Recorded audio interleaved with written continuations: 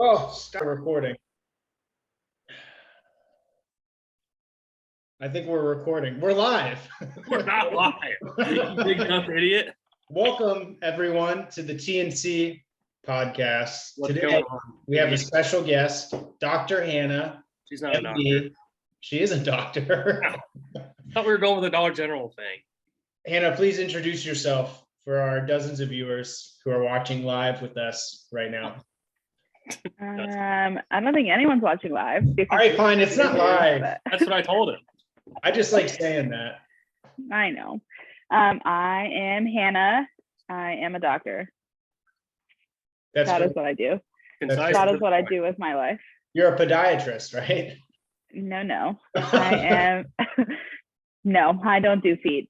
I guess technically I do feet, but You're missing not it. just feet.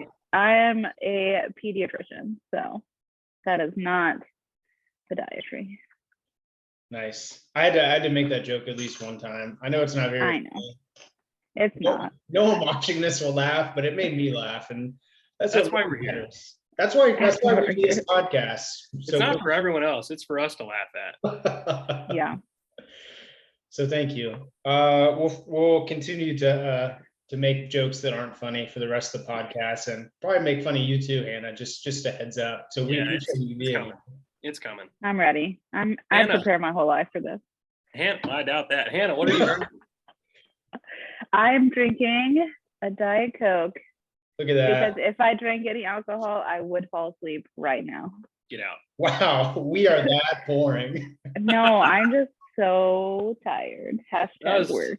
That was a colossal fuck you. All right.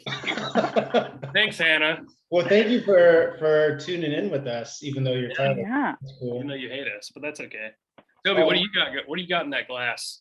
I have Bold Rock pomegranate cider. It's pretty good. Mm. It does taste like pomegranate, so that's good. It's just kind of like a light, relaxed cider. Nothing too crazy, but Almost like a seltzer. I'm enjoying it. Big seltzer guy, huh?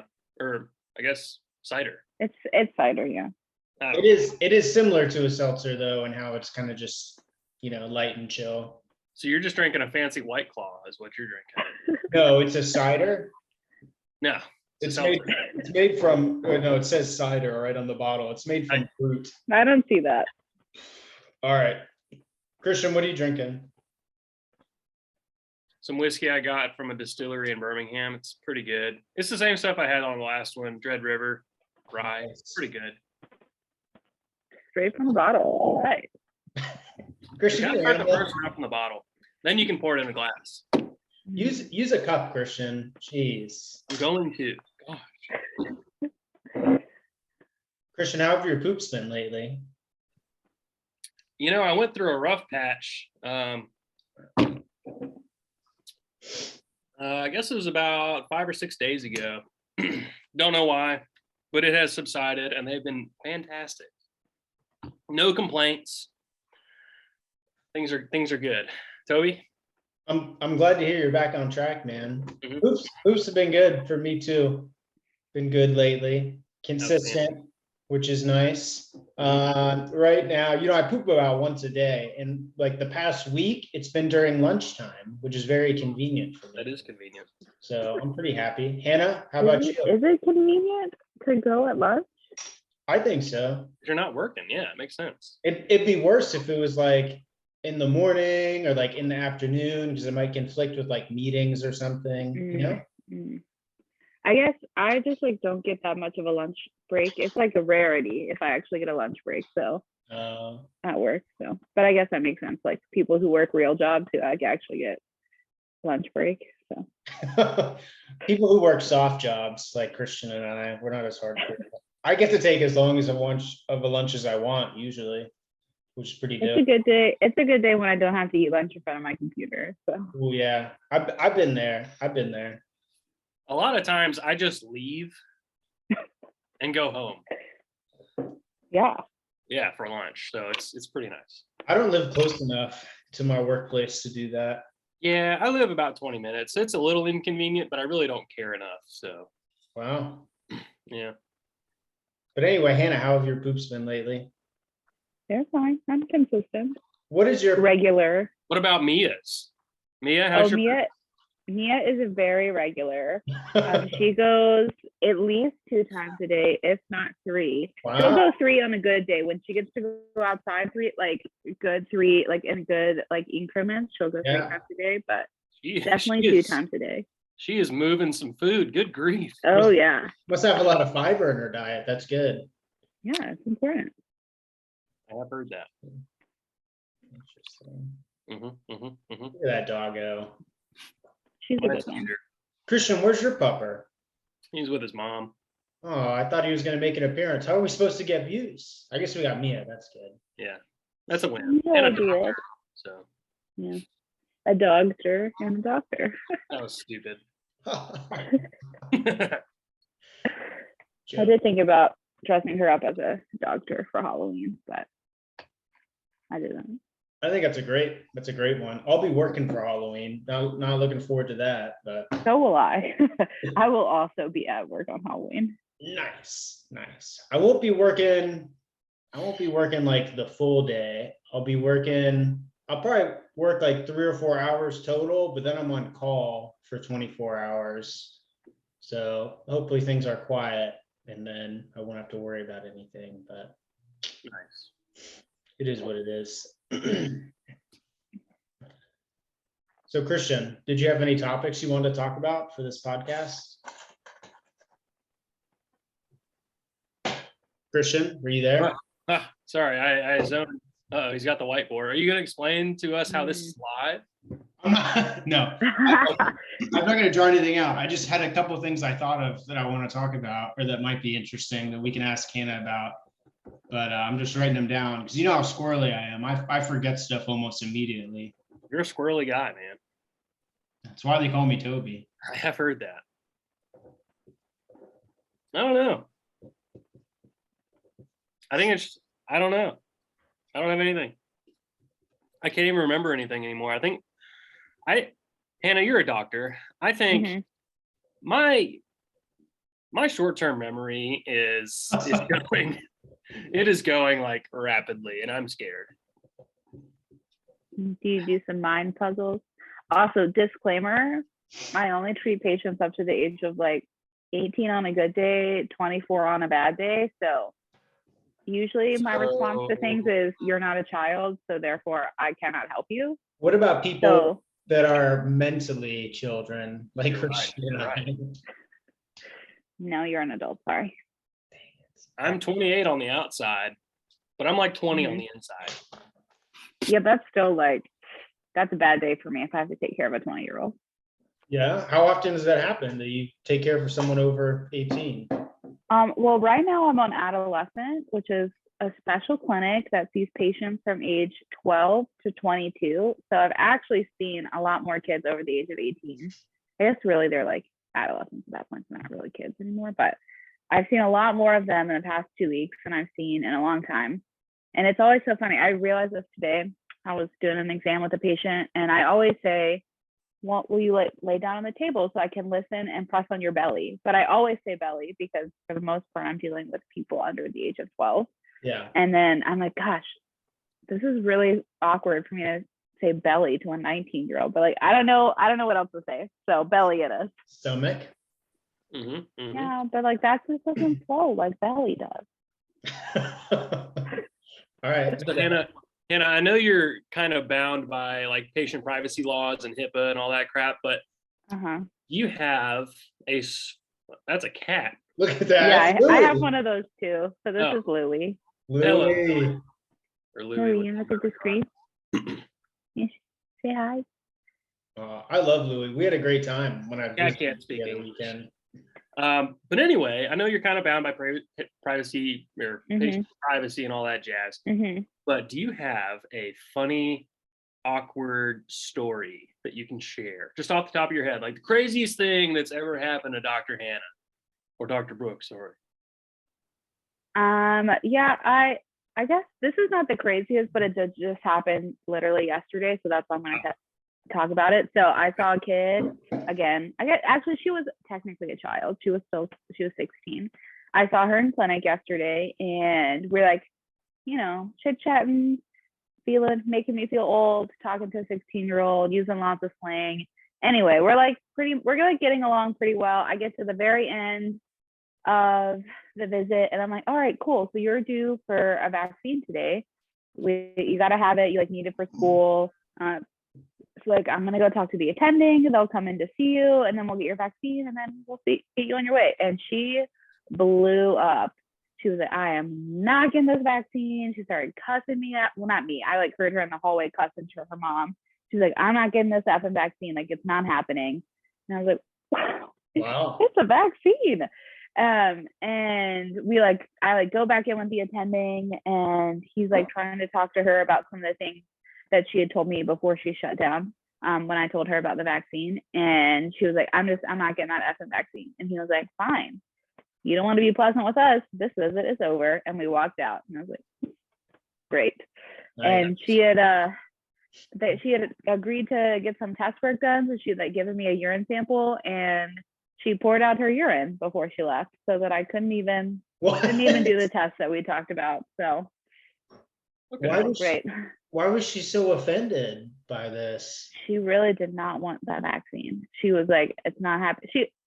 She has some mental health issues, which may or may not have contributed to her reaction, but she was just like, I am not taking this vaccine. And like, okay, fine. Wow. People are crazy. Typically.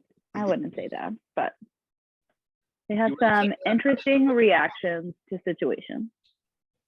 How often do you have problems with the parents of your patients? Yeah, I feel define what you mean by problem. I just feel like the most stress for a pediatrician, I feel like it would come from the parents, especially today, living in 2022. People get kind of dumb and unreasonable, and I think that would be the most stressful part for me, is dealing with parents that are, I don't know, not great to be around. I don't know. Have you had run-ins with parents? What do you think? I mean, there are definitely some parents that make you question things. All right, you don't really want to hear what I have to say, then why did you bring your kid to the doctor? Yeah.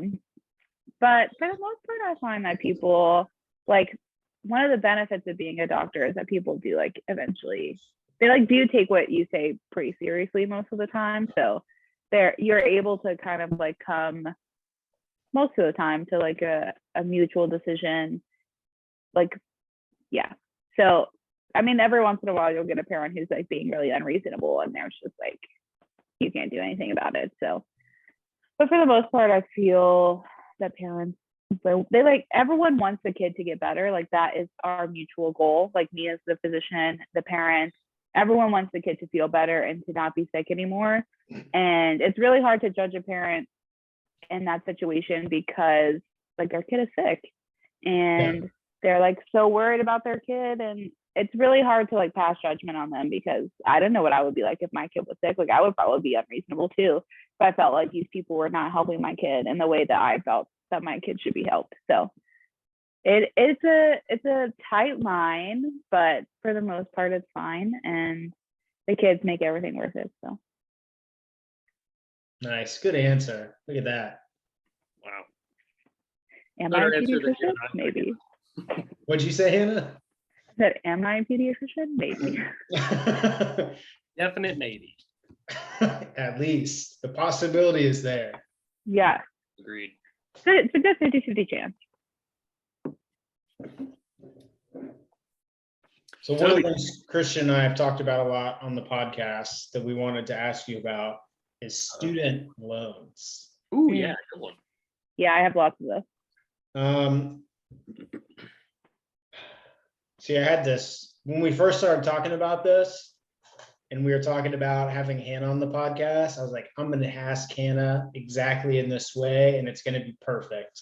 And now I told you. And now you don't remember. No, I don't remember I was going to ask it. So tell us about your thoughts. Tell us about how student loans impact your life. Is that something that you worry about, having that debt? Because obviously getting any master's degree or advanced degree, especially med school, I mean, that's gonna cost a lot of money. Mhm. What's that like? Yeah.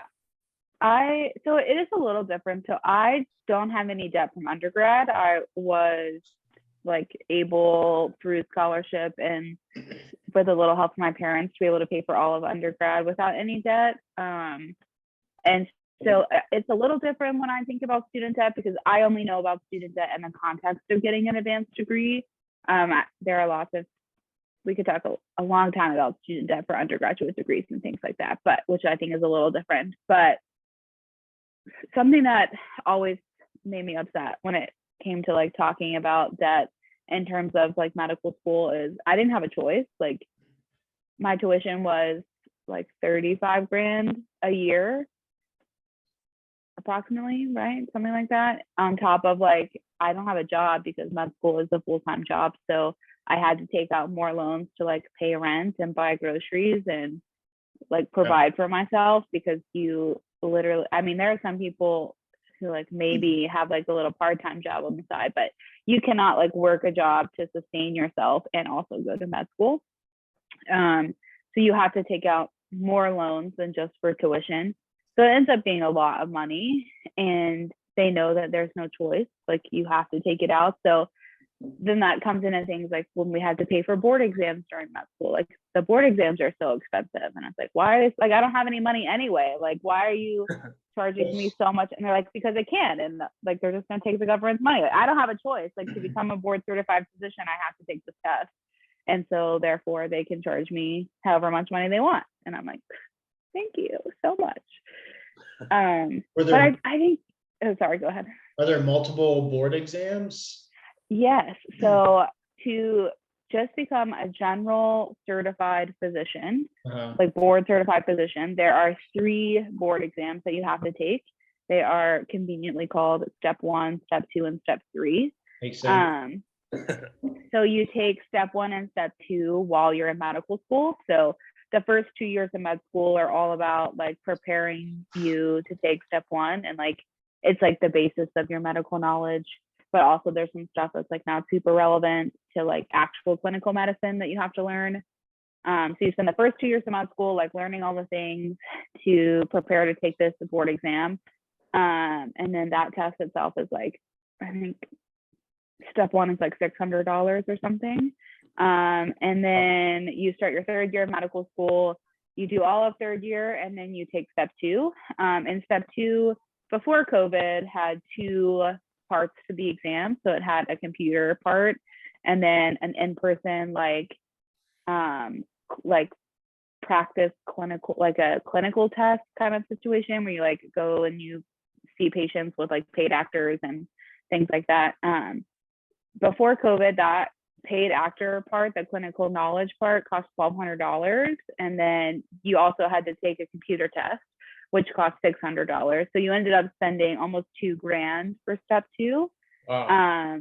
And then you complete 4th year of medical school. You finally get a job as a resident. You're finally getting a paycheck.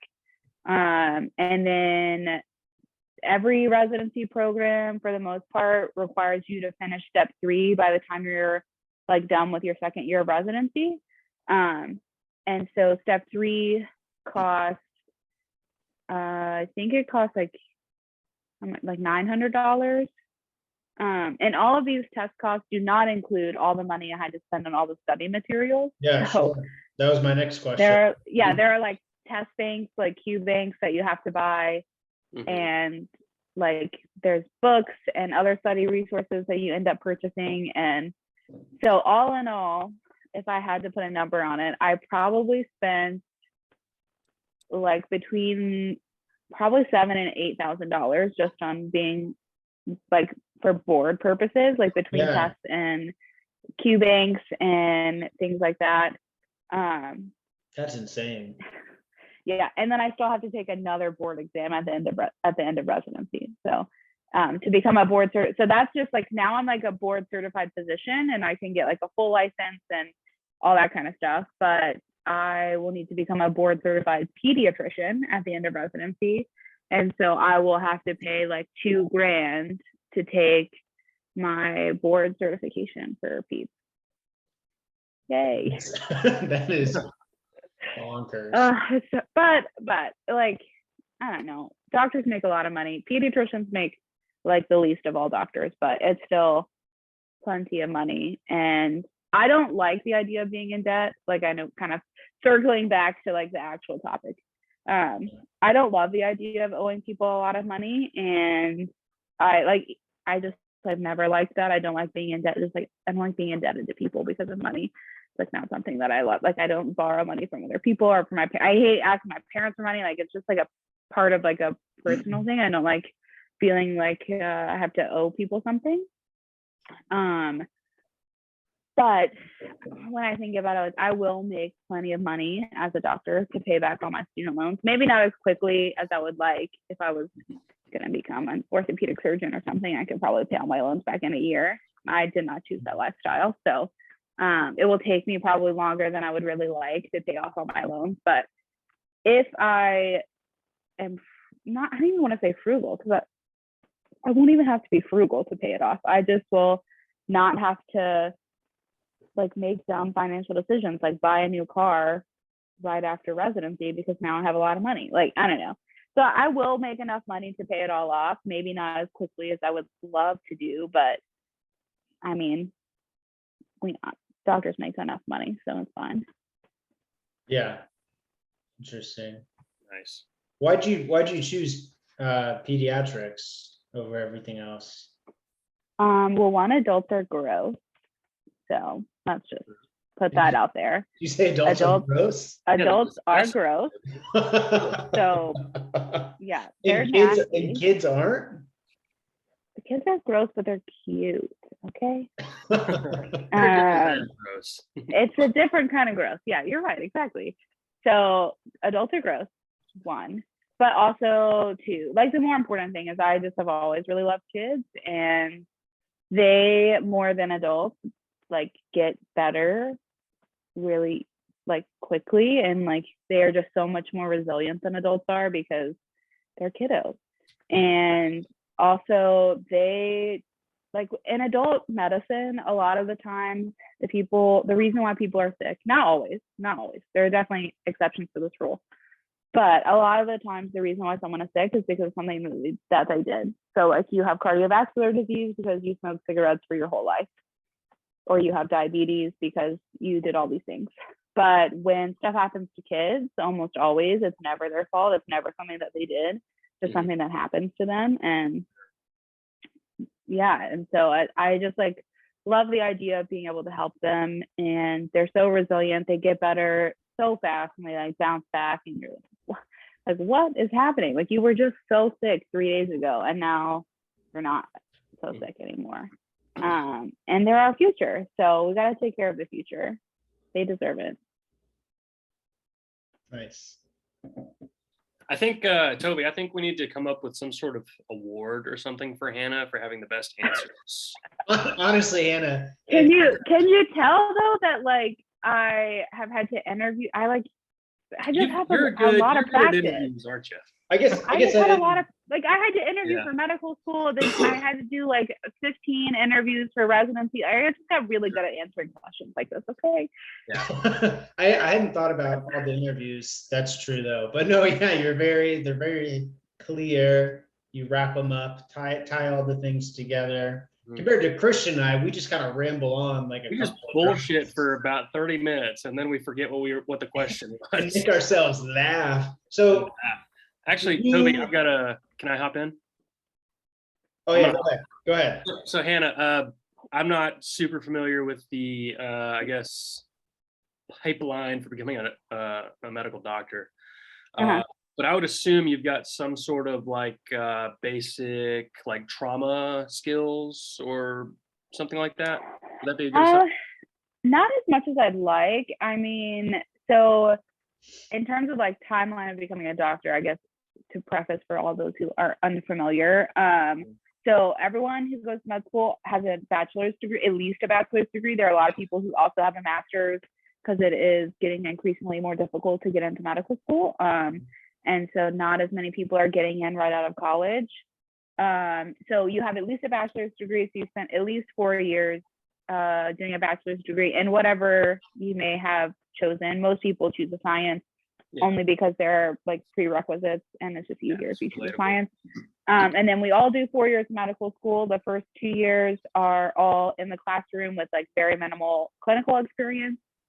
The third year of medical school is clinical experience, but you rotate over all the major specialties in medicine. They're like what are considered like core specialties that everyone needs to have experience in doing.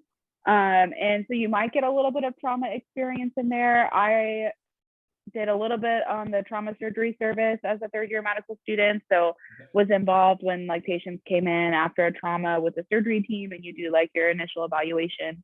And then you like, obviously if they had to go to the OR, we as a third year went with them to the OR. And then on the neurology service, stroke alerts are like kind of similar to traumas in the way that they're treated. So we're involved a little bit with that. And then now, so everyone, and then fourth year of med school, you kind of do things tailored to what you want to do for residency. So I did all pediatric electives and then some other like online things. And so I did not do anything trauma related as a medical student. And then now as a resident, very similar to like third year of med school, we do lots of rotating in between different like pediatric subspecialties. So we do lots of different things so that we have a good, well-rounded education of pediatric medicine. And so I see a little bit of trauma stuff in the emergency department. We are not technically trauma trained yet. As pediatric residents, all the emergency department residents are trauma trained, but we are getting a new building at work.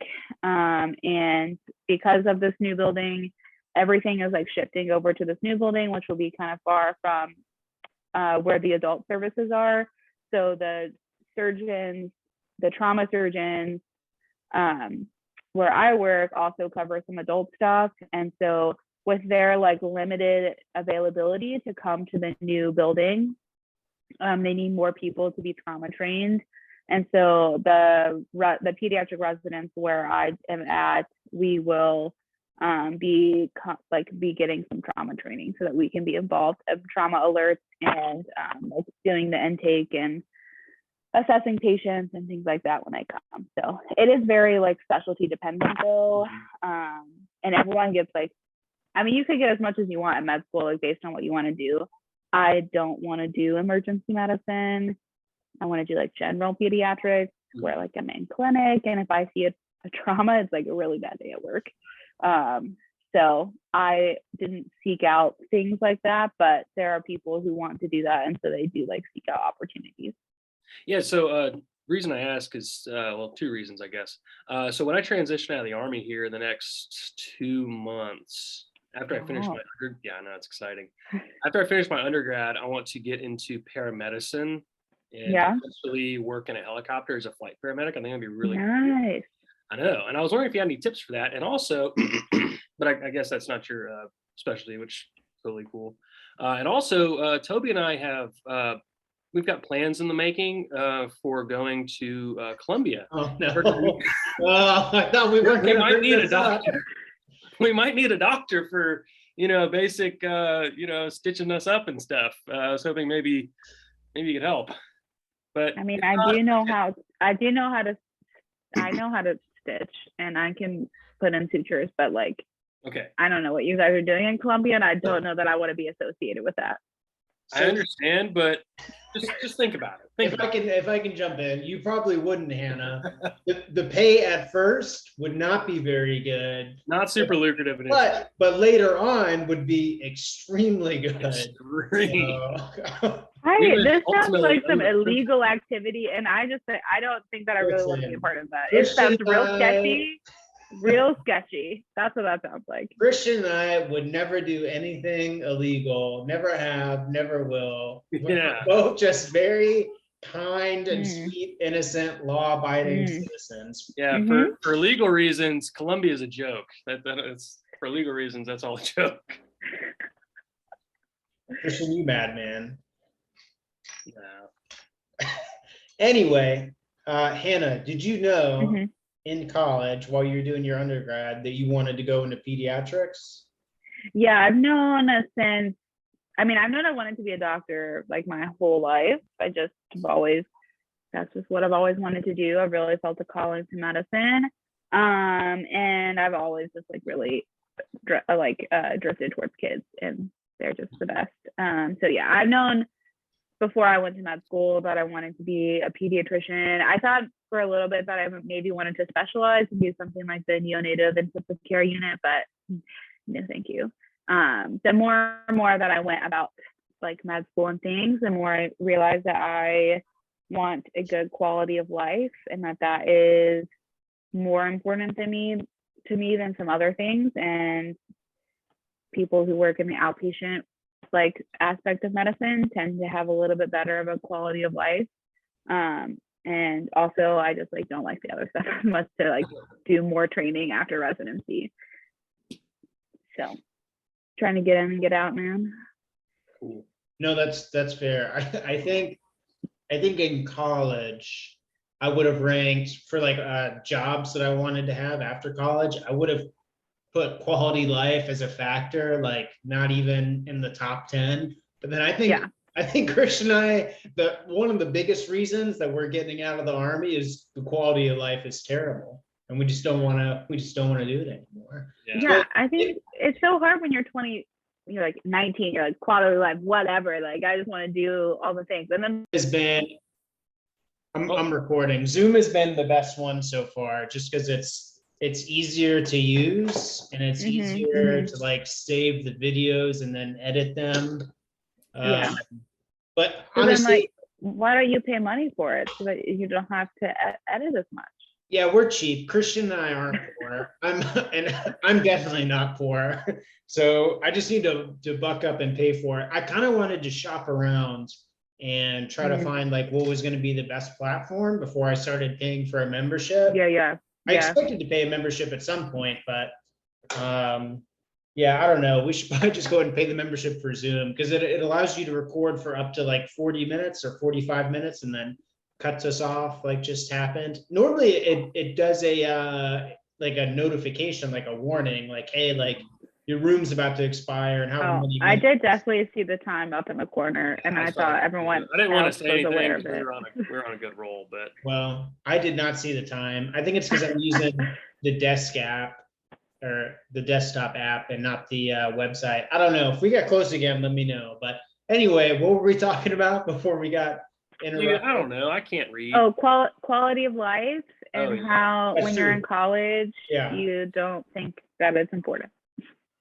Yeah, I was like so sure of myself. I was like, I can like suffer so much to make it to the top. That's what I thought of myself in college. And now I'm like, I'm so weak. I need an easier job. This stress is too much. Any little thing, I can't handle it. Stuff being a baby, no. No, I don't. Whatever, Christian. I'm not as tough as you, all right? You're tougher than me.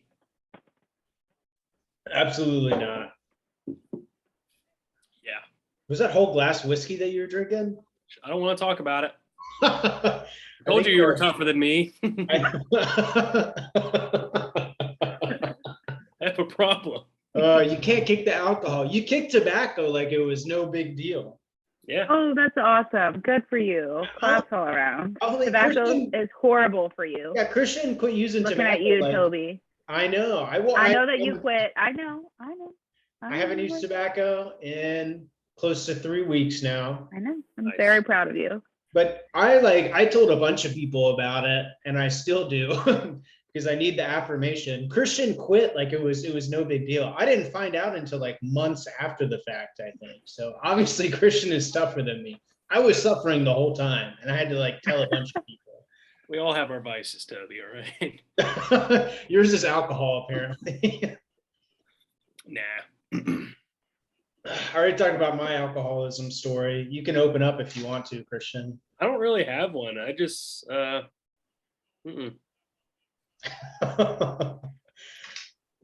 doubt. Whatever I want. Hey, man. That's what everyone says. That's what I said.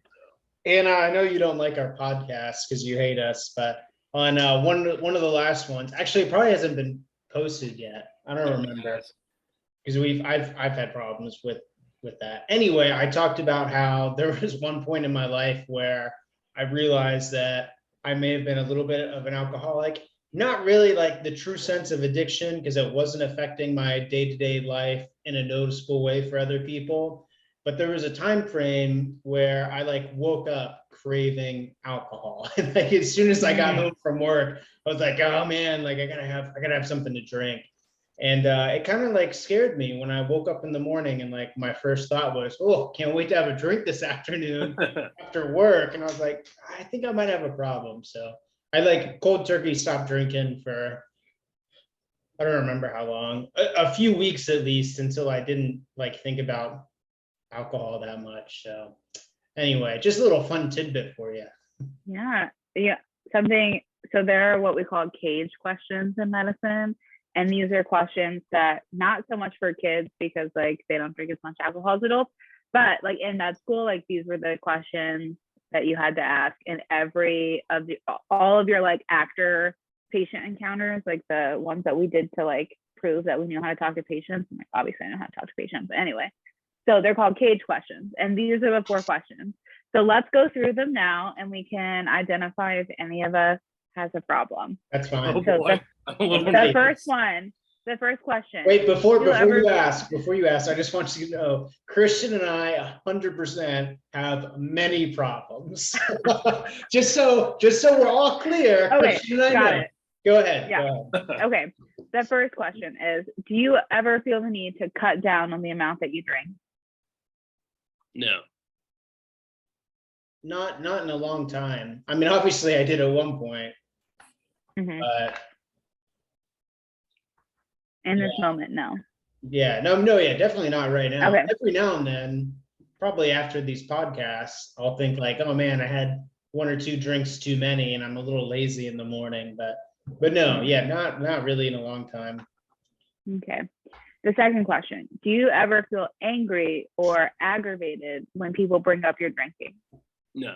No one has ever brought up my drinking. Yeah, same. Okay.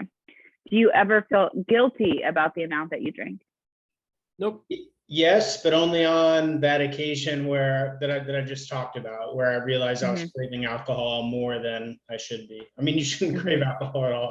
So anyway, yes, that occasion, yeah. And then the last question is, do you ever feel the need to have a drink when you wake up in the morning? Yeah, so I would answer that one. Yes. Christian, have you? I can't say that, but sometimes like I'll wake up, like especially, so I've kind of gotten into like the whole like bourbon and scotch and like whiskey kind of side of drinks. And I get really excited about trying a new one. So if I like buy a bottle of something and it's sitting on my bar cart, I wake up the next morning, I'm like, man, I'm kind of excited to try that this afternoon. And then I do this later that afternoon, but I never like wake up saying I need that right now. I just get excited about it. Yeah, I think that's, you'll know, Christian, when it's, if you ever get to the point where it's too much, I think you'll know, because we're both pretty self-aware. And that was very much like I woke up and I was like, oh boy, I can't wait for that. Can't wait for that margarita on the rocks. Like, ooh, the answer back earlier. Yeah, and then right after that thought, I was like, I may have a problem. I should probably do something before this gets worse. Yeah, so it sounds like back when I was going on, you probably would have scored a 3 out of 4 of the cage questionnaire. So the E, so cage, so C, cut down, A, angry, aggravated, G, guilty, and the E stands for eye opener, as in the moment you open your eyes, you feel that you need to take a drink. So yeah, you would have scored pretty high, and I would have had to refer you to some, or I think there's like a follow-up question. Like I said, I don't really do this anymore because I don't see adults, so kids are not usually alcoholics. So I think there might be follow-up questions that you ask them, but yeah, that would have been a high cage score. You would have made me nervous. We would have talked about how to curb your alcohol intake. I took care of it myself. Look at that. Look at you. You did it. What a man. Who would have thought? Who would have thought? Look at me. You know, let's just Thank you. Yeah. Get in here, Hannah. You know, one thing that all right, you can stop clapping now. Clap, Hannah. I am. I have earbuds in. You just can't I have hear hearing it. problems. One thing that I realized after I stopped using tobacco is that was a big motivator for me to drink. Because you get a little buzz from alcohol and then you pack a fat lip and it's like a double buzz and it feels fantastic. But now that I only use tobacco, it's not as much of a drive for me. So I just, I drink because I enjoy the taste more so. You were one of those people that smoked cigarettes and cigars when you drank, weren't you? I don't know. Are you that person? Do you like smoke when you drink? I do enjoy smoking a cigar. Christian and I historically have enjoyed smoking cigars with like a glass of whiskey or something.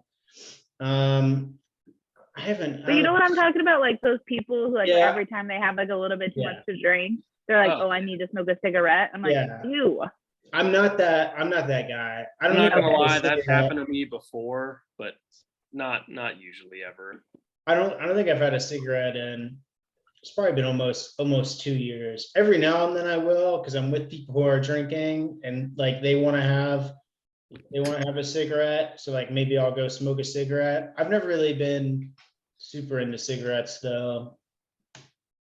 I don't know. So every now and then I'll have a cigarette, but like I said, I think it's been almost 2 years. It's not something that like I hit a certain amount of drinks and I'm like, oh, I want a cigarette. Yeah. That's not a thing for me.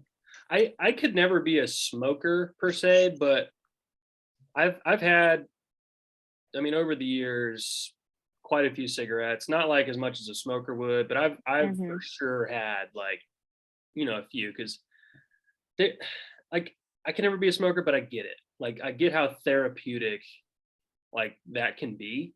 Yeah. I've kind of experienced it, but like I don't get the addiction stuff behind it. But well, that's the nicotine. If you take enough nicotine in, you'll be addicted. Yeah, probably. But so for using dip, I mean, I think it took me over a year of regular use before my body started to kind of depend on that. Because for the first year, maybe the first 2 years, I really kind of just dipped like at work or during the workday, and like it helped me relax a little bit. And on weekends, and especially like long weekends, like I wouldn't use any tobacco and I wouldn't think about it. But then at some point, like after probably like a year and a half, between a year and a half and 2 years of using it regularly, is when I realized I was using it like pretty much every day. And if I wasn't using it, I was definitely thinking about it. So it takes a while to build that dependence. At least it did for me. I don't know if it does for everyone. I remember when I dipped quite a bit, I never got like the craving for the buzz per se. Like I never got like that head buzz you get kind of when you have a tobacco. Yeah. What I really enjoyed from it was, I'm like you, Toby, I'm kind of fidgety. That kind of satisfied my fidgetiness, because I had like something like to kind of mull around in my mouth and like spit and do all that stuff. I never really like nicotine, like I don't think ever really became a part of me. I just really enjoyed like having something to do, I guess. Well, yeah, it's like an extra level of like stimulation. So now that I don't use tobacco, I drink a lot of coffee. Mostly just because it's like something to do during work. Like you just like sipping the coffee. I really think it is just like the stimulation of it. Yeah. And then like I chew gum, not a ton, but like I drink a buttload of, like I'll drink like 5 or 6 cups of coffee. Oh yeah. Like I kind of like constantly want to be sipping on something because like the stimulation factor, not because I need the caffeine. But I don't know, coffee is healthier than tobacco, that's for sure. So what do you think, Hannah? I mean, yes and no. I mean, caffeine is an addictive drug, just like nicotine is. Sure. I mean, I can't say much. I drink probably at least, I mean, I always have a cup of coffee in the morning, like always. But there are definitely some days where I'll drink like 3 cups of coffee in a day. But like by cup, it's like, I don't know, it varies. At work, it's like sometimes it's 12 ounces of coffee. Like at home, it's 10 ounces of coffee. So a cup is a relative term. But I don't know. I think, caffeine is probably, like tobacco just in general is like, and the nicotine is not great for you. Like there's lots of well-studied long-term side effects of that drug. I think there are less well-studied outcomes of like what long-term caffeine use does besides like creating a dependence. So yes, I would much rather you drink 6 cups of coffee a day than use tobacco. Me too. Me too. Yeah. Doctor advice right there. I'm gonna drink 6 cups every single day. Dr. Hannah No, says you better that's drink 6 not cups of exact. coffee Drink a as much coffee day. as I want. No, I I'm gonna don't be a think that's cracker. exactly what It's I gonna said. be great. You're drinking a Diet Coke, all right? We're not all angels here. I never claimed to be an angel. All right, well, good grief. Do as I say, not as I do. Would you Wow, put down that? classic doctor move, or classic physician move, I'll say that. Mm. No, I'm just kidding. Speaking of doctors, I went to the doctor today. Oh yeah? For what? Yeah. I got another hearing test. It was fun. Yeah. Can you hear? Yeah. I've lost like way less hearing than I figured I would have lost by now. My thing is the tinnitus, like the constant ringing, like the signal from your brain to your ear. That's it's just nuts. Whatever. I don't really understand the science behind it really, but that is nuts. It's like almost debilitating. Like I have to have like a ceiling fan or like a YouTube video playing so I can fall asleep at night. It's pretty cool. Just kidding. Yeah, that's rough, man. I'm glad that I don't have that issue. But you've been dealing with that for a while. That really sucks. Yeah. But hey, it's not bad. I think it might be a little bad. I'm healthy as a horse. I'm fine. 5 or 6 nights a week I don't sleep, but other than that, I'm fine. Good. Well, don't spit it out. Don't do it. Hold it in. Deep breaths. Oh, almost spat it out. You crack me up, Christian. You crack me up. You're tough, man. You're the real deal. You're a tough man. I'm not. I'm a baby. This whole episode I've been talking about how much of a baby. We got a podiatrist. I mean a kid doctor here. Pediatrician. Get your terminology right. Kid doctor. Kid doctor. I mean, that works. That's true. I am a doctor for children. I do ask Hannah medical questions periodically. He does. I've gotten pictures of rashes, his toes. I got pictures of the toes once. I forgot like about I was a podiatrist. You're sending her pictures of your feet and you won't send me any?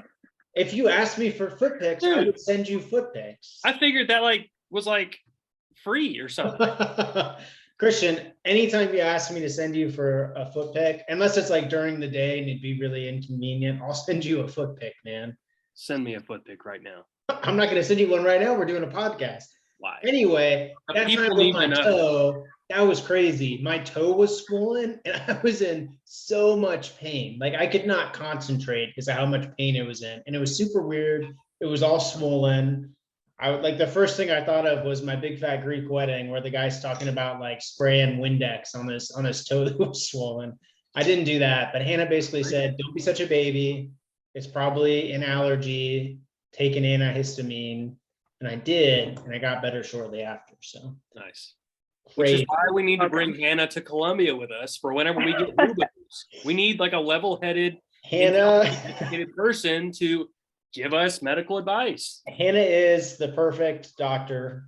Hannah, I'm not going to promise you money up front. It will be lucrative in about 5 years. That just sounds so sketchy. It just sounds way too sketchy for me to want to be associated. You got Alex and I with you. You're gonna be fine. Let's move on. Let's move on from Columbia. Yeah, Hannah's I think the bigger I think the bigger issue is that it just sounds sketchy. Like I trust you guys, but that this whole like it's gonna be lucrative in 5 years thing.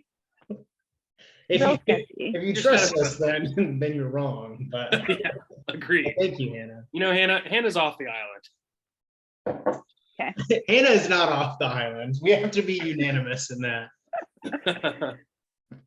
Don't listen to him, Hannah. You're still on the island. Don't worry. Oh, thanks. Because you answer all my random medical questions.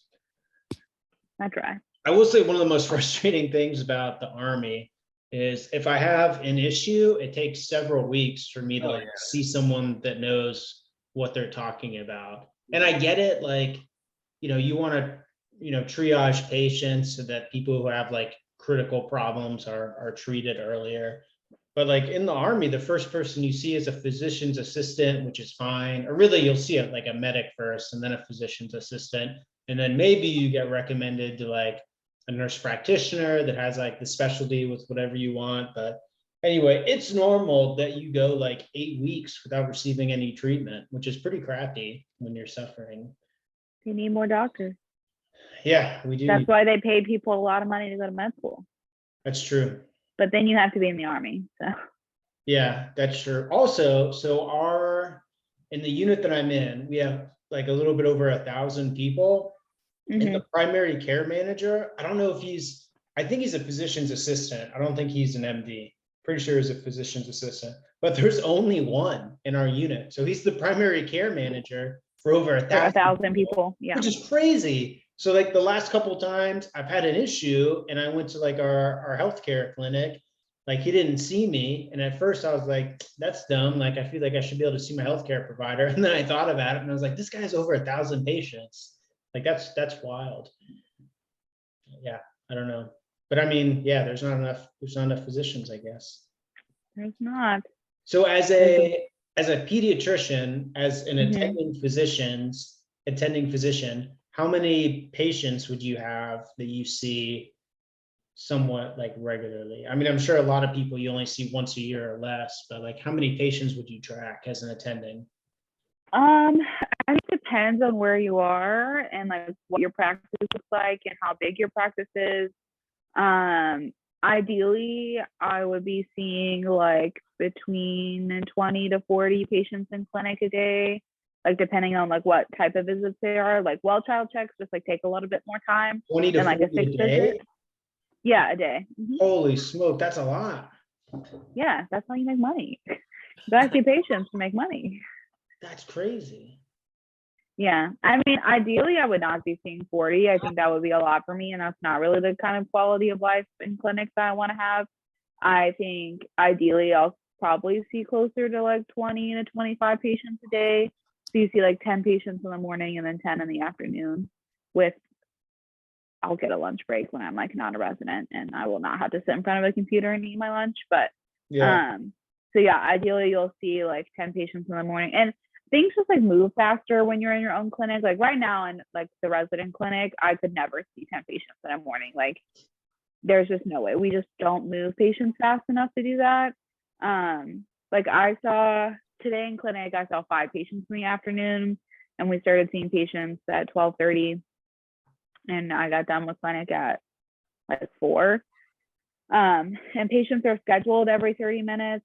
But right now, because I'm just a resident, like I have to present the patient to the attending, and then the attending has to go see the patient, and then I see the next patient. And like things just like take a lot more time because there are a lot more moving parts. But when you're like in your own clinic, you just see the patient, you decide what to do, and you tell your nurse that they need to like get vaccines or something, and then you can move on. So things move a lot faster when you're working just by yourself and you're not having to present to an attending. And right now, because I'm in an academic setting, all of the nursing staff is like shared between providers, and that is not usually how it happens at like a primary care clinic. Like outside of academic medicine, like we'll have my own nurse who will do all the things that I need to do. So things move a lot faster, and it's a lot easier to see 20 patients in a day when it's just you and your nurse like going through patients and seeing them. And then obviously there's more continuity when it's your own practice. So you're seeing patients that you're familiar with every single time for the most part. And so there's like the visits go faster when you don't have to ask questions like, what's your family history? Like, have you ever had any surgeries? Like, what medicines do you take? Like when it's patients that you see often, you can just say, I haven't prescribed you any new medicines. Have you seen another doctor that's prescribed you any new medicines? And then like, what brings you into clinic today? So there's a lot less you have to do when they're patients that you're super familiar with, but we just don't have that kind of continuity because we're at a huge academic center. We're residents. We have like varying schedules, and it's like very rare that I see the same patient twice. So it makes things move a lot slower now, but it should get better when I'm not in an academic setting anymore.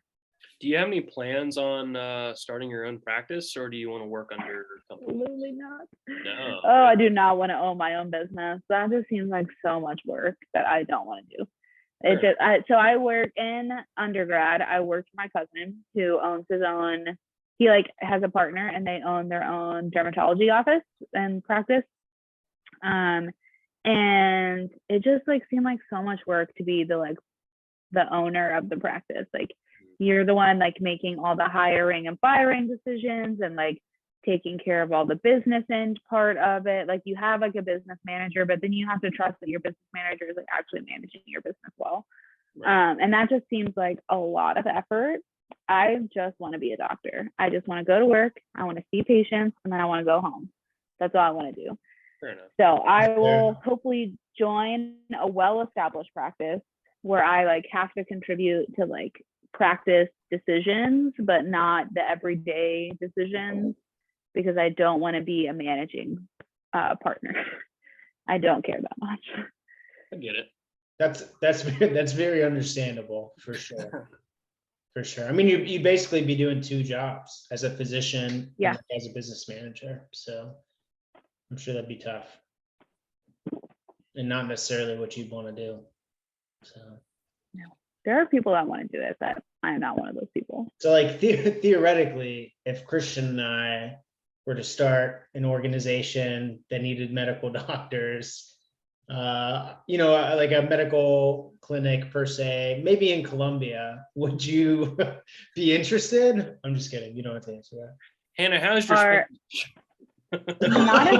Not as good as I wish it was. I mean, I minored in Spanish in undergrad. Yeah, so. Hannah does know a little Spanish. She probably knows more Spanish than you and I do, Christian. Maybe. Yo entiendo un poquito. You watch your mouth. Christian, you crazy, man.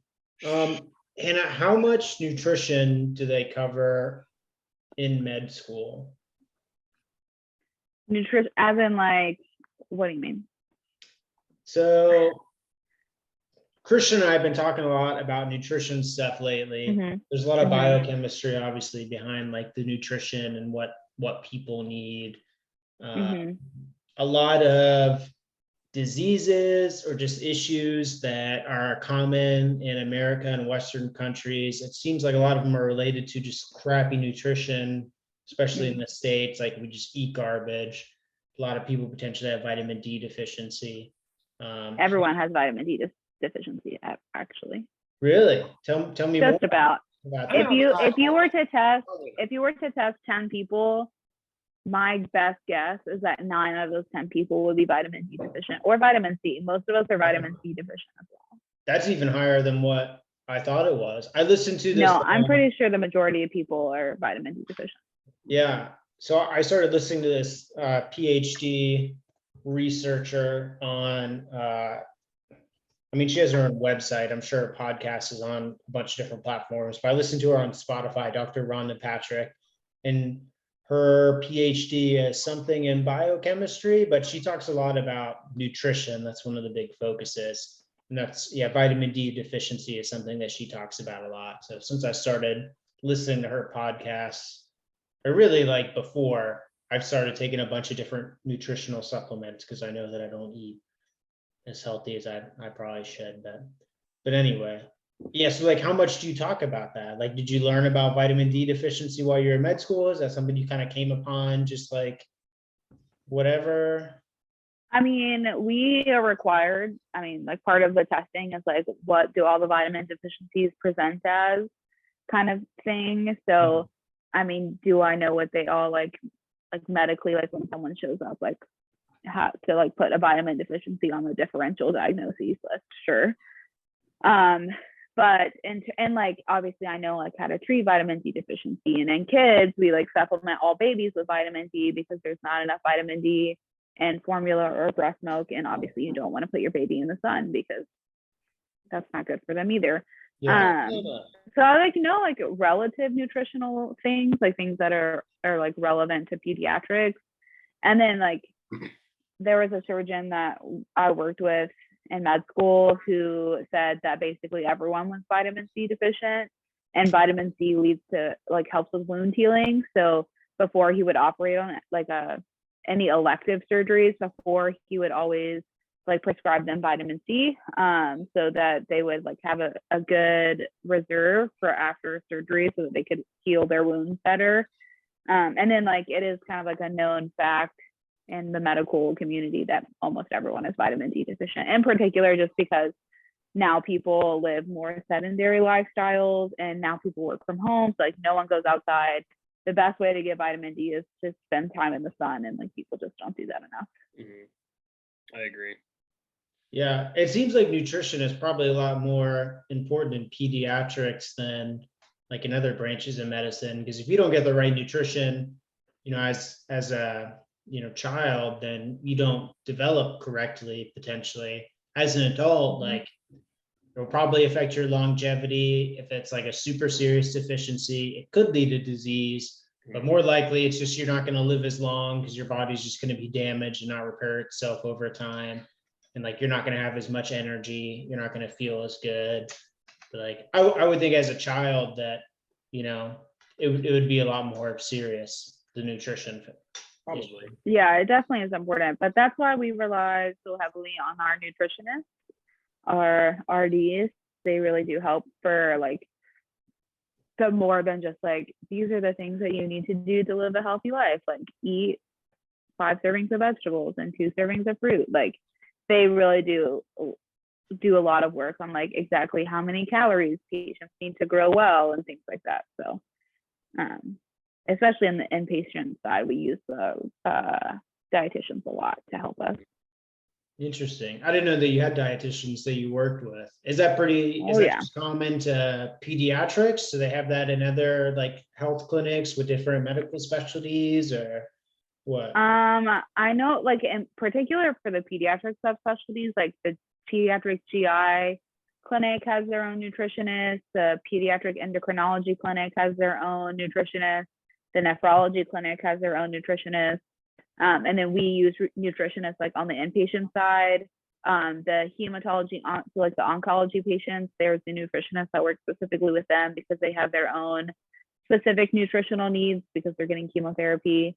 So I think in peds, we like utilize nutritionists probably a lot more than on the adult side because like you said, your development is affected by your nutrition. But I would think like on the adult side, like endocrine clinics would have nutritionists because patients who have diabetes have to just like monitor their diet a little bit differently than other people, and people who have like celiac disease, so like GI clinics, so some of the GI like IBD and stuff, they need to like they can kind of like tailor their diet to try to help their disease process, and that's where nutritionists are really helpful just because they're the experts on things like that. For sure. What level degree do the nutritionists have that work in the clinic?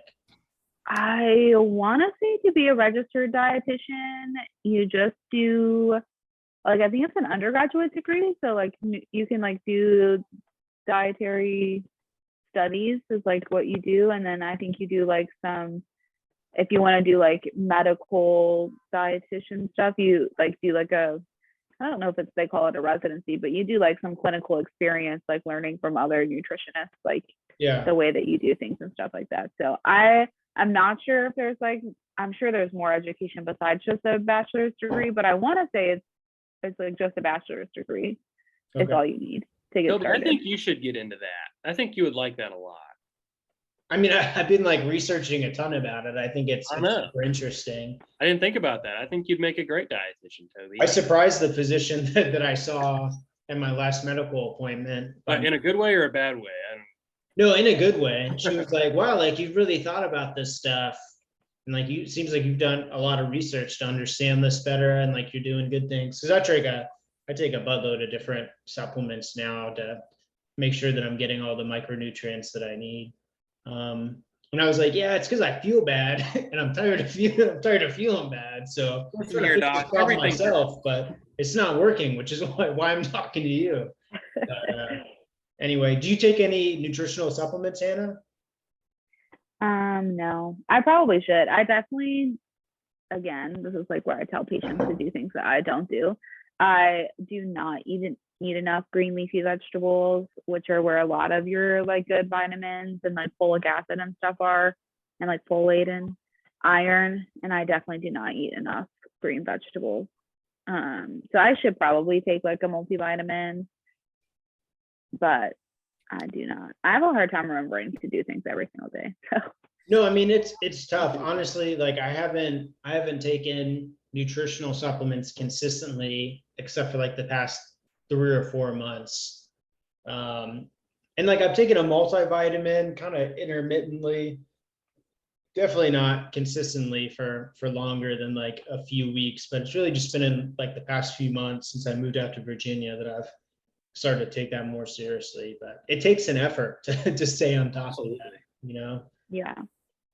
So it's easier than it sounds. But Christian, I take a bunch of stuff, a bunch of herbal supplements, marijuana, cocaine, all the above. Yeah. That's why we want to go to Colombia. Performance enhancing drugs. I've been trying to figure out how you can get coca leaves shipped directly to you. A little hard. You can extract cocaine from them, obviously, but apparently that's illegal, which is pretty. Customs kind of gets in the way of all those exciting things.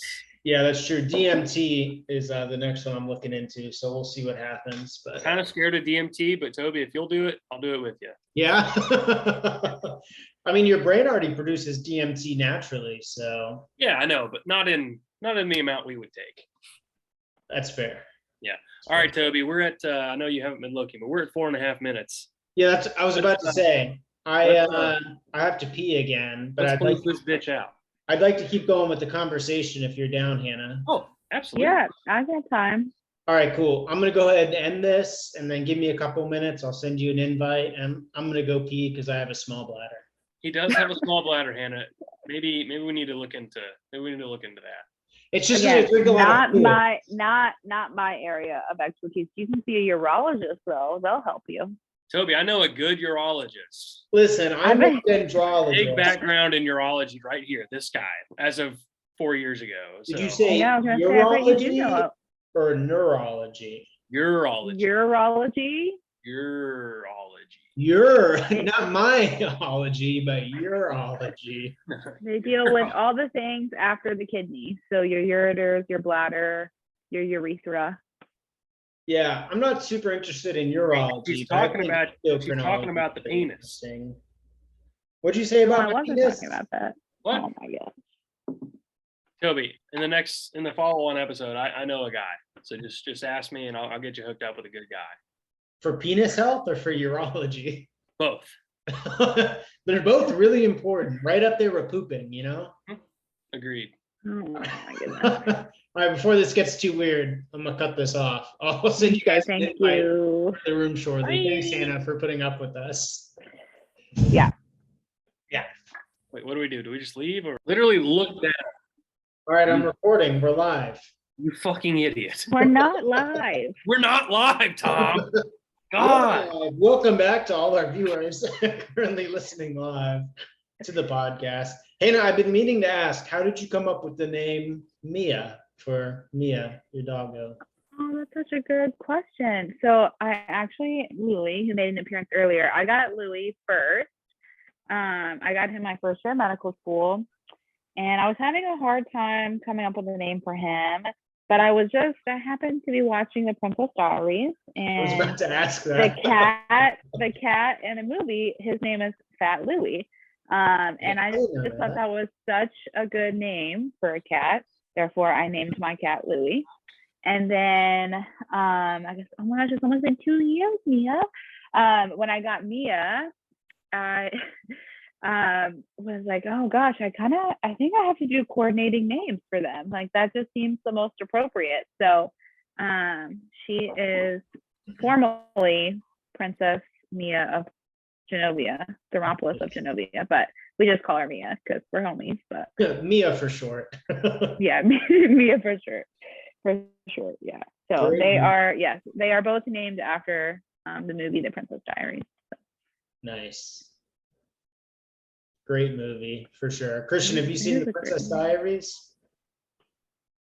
Dude, I don't even remember what I had for breakfast this morning. I don't know. It's got Anne Hathaway in it. It's so good. Julie Andrews. You probably wouldn't like it, Christian. I'm a lot more into chick flicks than you are. I don't know, man. I really like Go on. We're waiting. Take your time. Yeah, I'm thinking. Oh, we just scored. Touchdown to Jags. Sorry, I'm watching the South Alabama Troy game right So now. we're not cool enough to have your whole undivided attention. Okay, cool. I mean, you do have my full undivided attention. It's just I don't on think so. TV over here. Okay. Anna told me. Anyway, what chick flick do you like? I honestly can't think of one.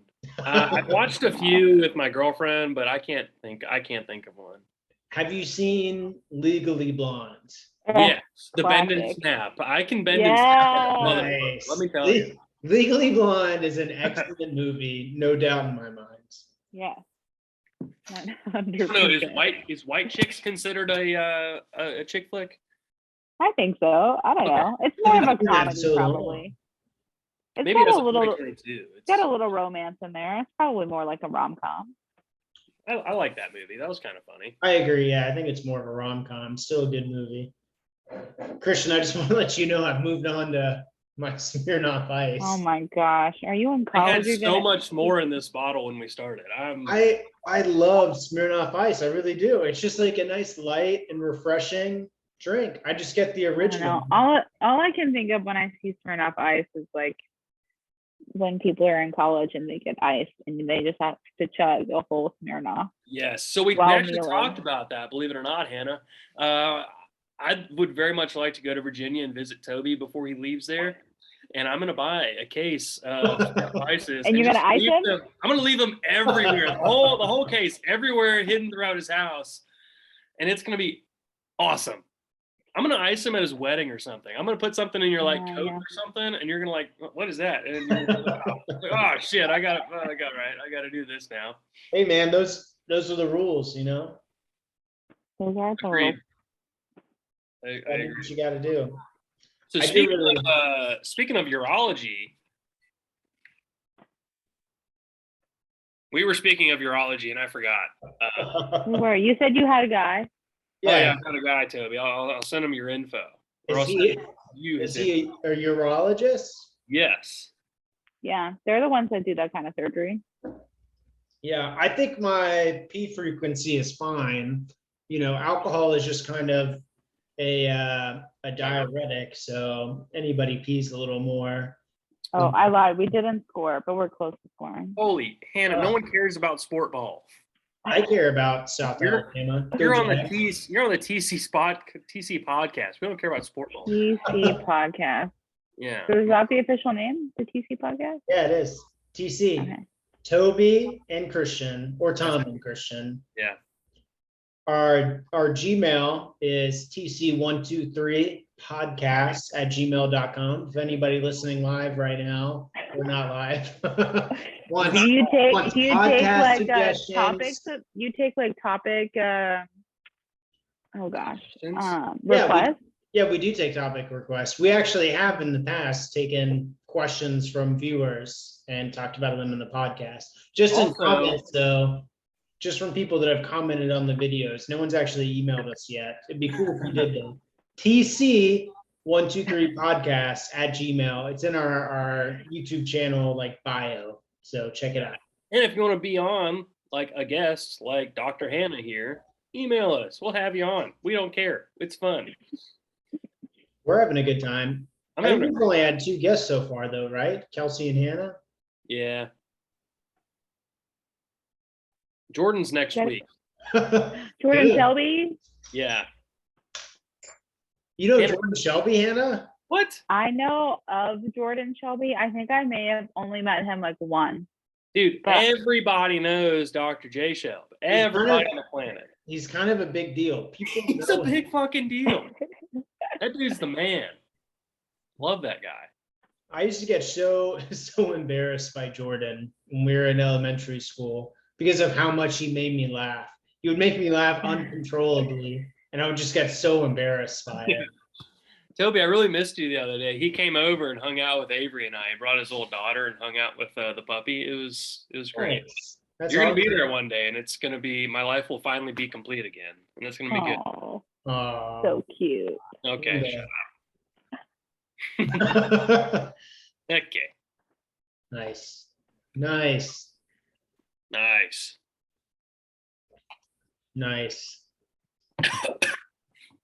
all right there? No. All right, No. so another topic that I have written on my whiteboard over here that I wanted to bring up and see what you thought specifically, Christian. Oh, The Times came out with an article. I think I may have sent this to you. I'm not sure if I did or not. But the Times came out with an article about retired US generals that were working for foreign governments. And there's like 500 former, I guess not all of them are generals, but it's just like US military veterans that are working for foreign governments. In particular, the article talked about Saudi Arabia, UAE, United Arab Emirates, and maybe Bahrain, who have been in the news recently. At least Saudi Arabia has. You know, they assassinated that journalist that spoke out against the government.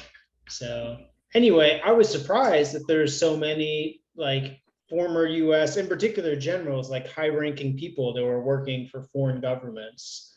What do you think about that, Christian? Or let me give a little more background first. So it talked about, like I said, UAE and Saudi Arabia in particular. It mostly talked about former generals, and they're hired as consultants. In Saudi Arabia, the crown prince has been kind of trying to revamp their military to make them more of a power for the Gulf of Kuwait or Gulf of Arabia, whatever you want to call it, states.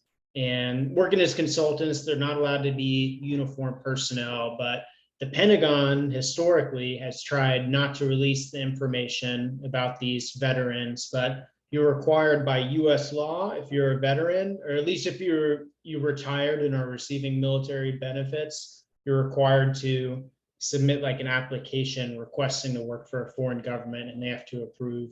So Wall Street, or not Wall Street, the Washington Post actually sued like the Department of the Army, Department of the Air Force, Department of Marines. I don't know if they sued anybody else, but they sued like the branches of the military to get the names of these guys that are working for foreign governments. And they got some of them, but not all the names, but they mostly just got like details about how many people and who they're working for. So that's crazy when you think about it. Like former US generals and top officials are like working for foreign governments. It's crazy to me. What do you think, Christian? What's your take? I don't think it's crazy, but it's kind of tough. Okay, before I say anything further, Toby and I mentioned on our episodes that our views are not the views of the DoD in any way, shape, or form. We're just two dudes bullshitting, whatever.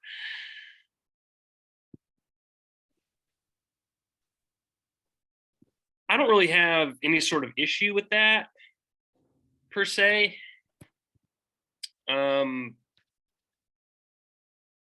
I don't think I do, at least. I don't really know a whole lot more about what you told me than what you just told me. But I do know that pretty much anybody who has a star in their chest is basically just waiting for a seat to open up at Lockheed Martin or Boeing. So I wouldn't put it past them to work for any other foreign entities, because honestly, I don't know if I have a very good opinion on it. But I do know that a lot of times,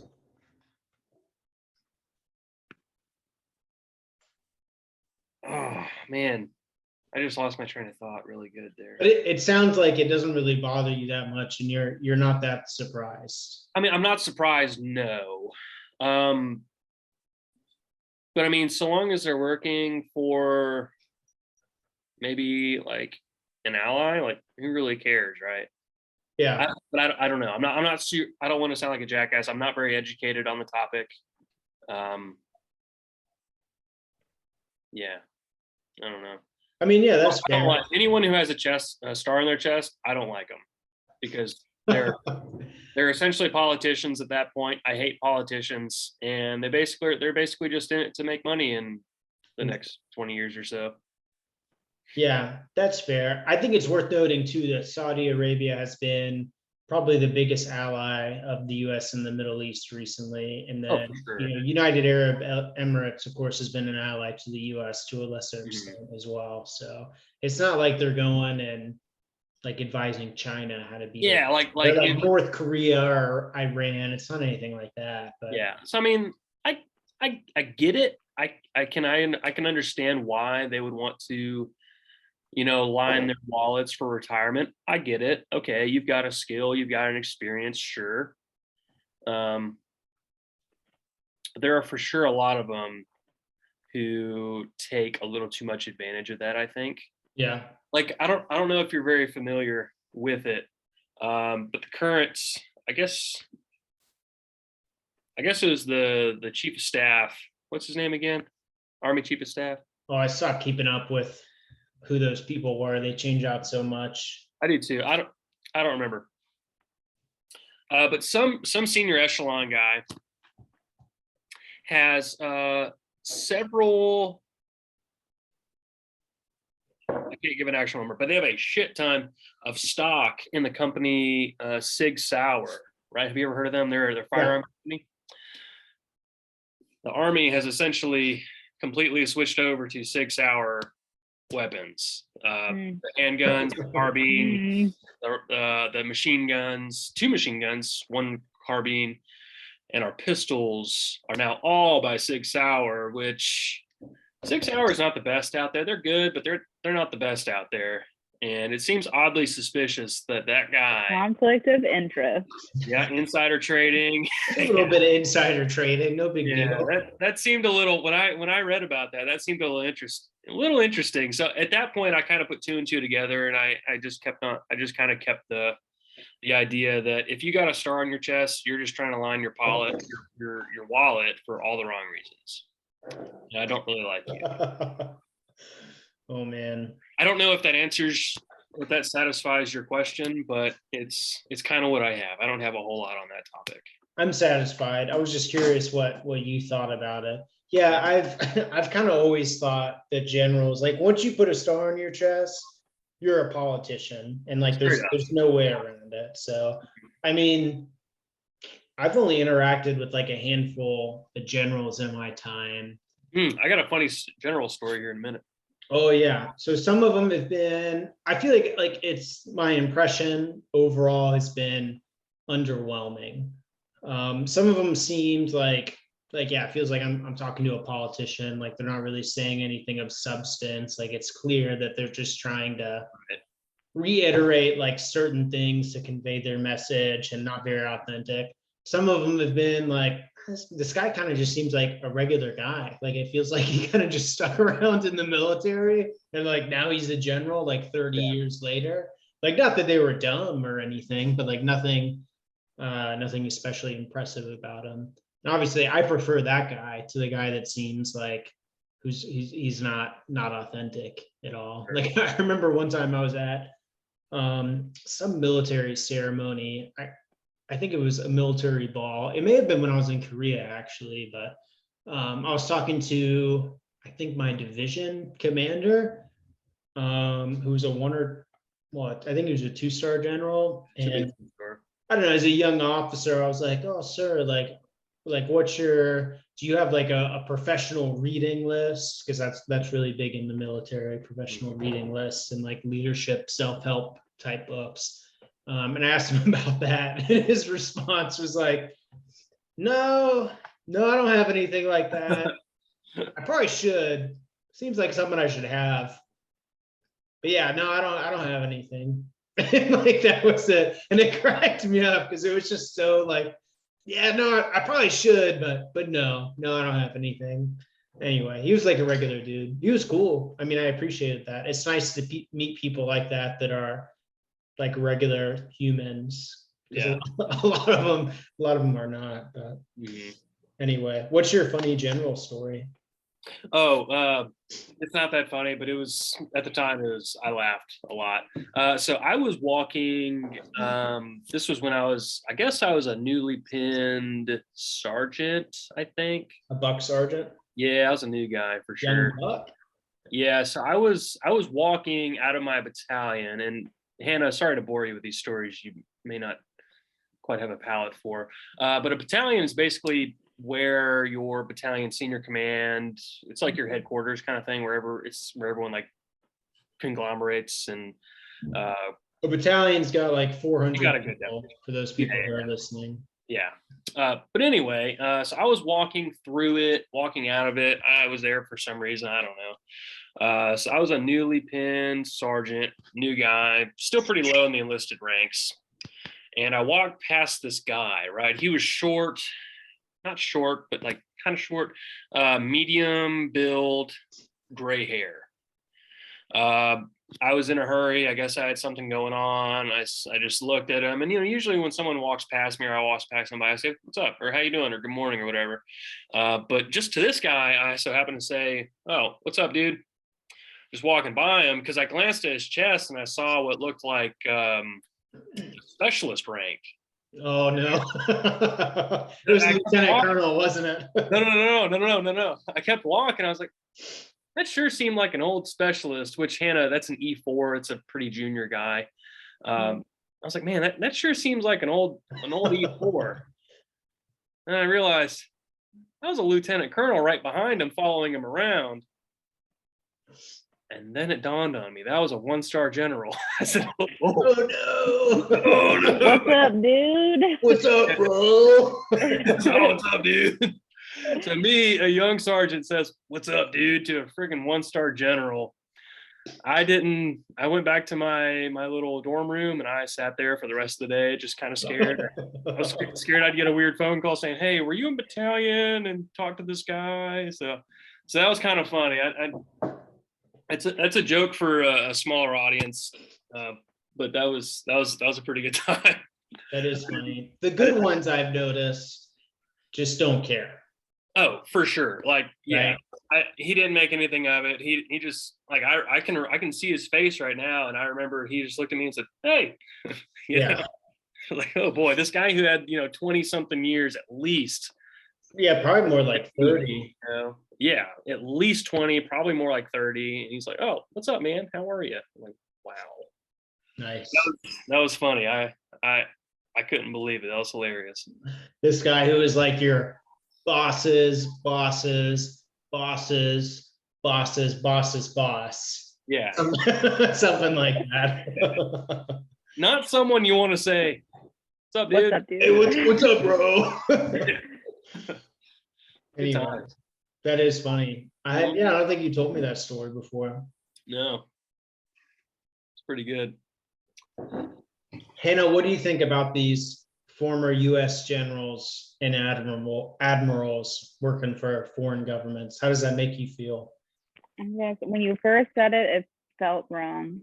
So it just like feels like something that shouldn't be a thing. But then you guys were talking about the fact that these are allies, which makes it a little bit better. I don't know. It just still feels wrong though. Like, all the inner workings of how our military works, but I don't know. But then again, like, you can choose. I'm sure there are things, I don't know how it works when you like leave the military. I'm sure there are things that they're like, you are not allowed to talk about this anymore. But I don't know. Yeah, gut reaction feels wrong. Feels like should not be a thing. Yeah, that was my gut reaction for sure as well. And I mean, anybody who's been in the military for a bit, like, the classification of information, what you can share and what you can't. And like all these people that were reported in the article I was talking about, like they notified the Pentagon and they like specifically requested that they could take this job. So it wasn't like super shady. I mean, it's pretty shady in my mind, but they like, they submitted a thing and said like, "Hey, is it cool if I go work for this government in this position?" So I don't know. I guess I have mixed feelings. Like the Washington Post, one of the generals they talked about, I forget who it was, but spoke at some type of event in Russia relatively recently. And so like that kind of raised some red flags. So that's what they brought up in the article, but like, that's not that big of a deal to me. Like, you spoke at some event in Russia, like, who cares? It's not like they had a full-time job, but also they didn't get paid as much as I thought they were going to.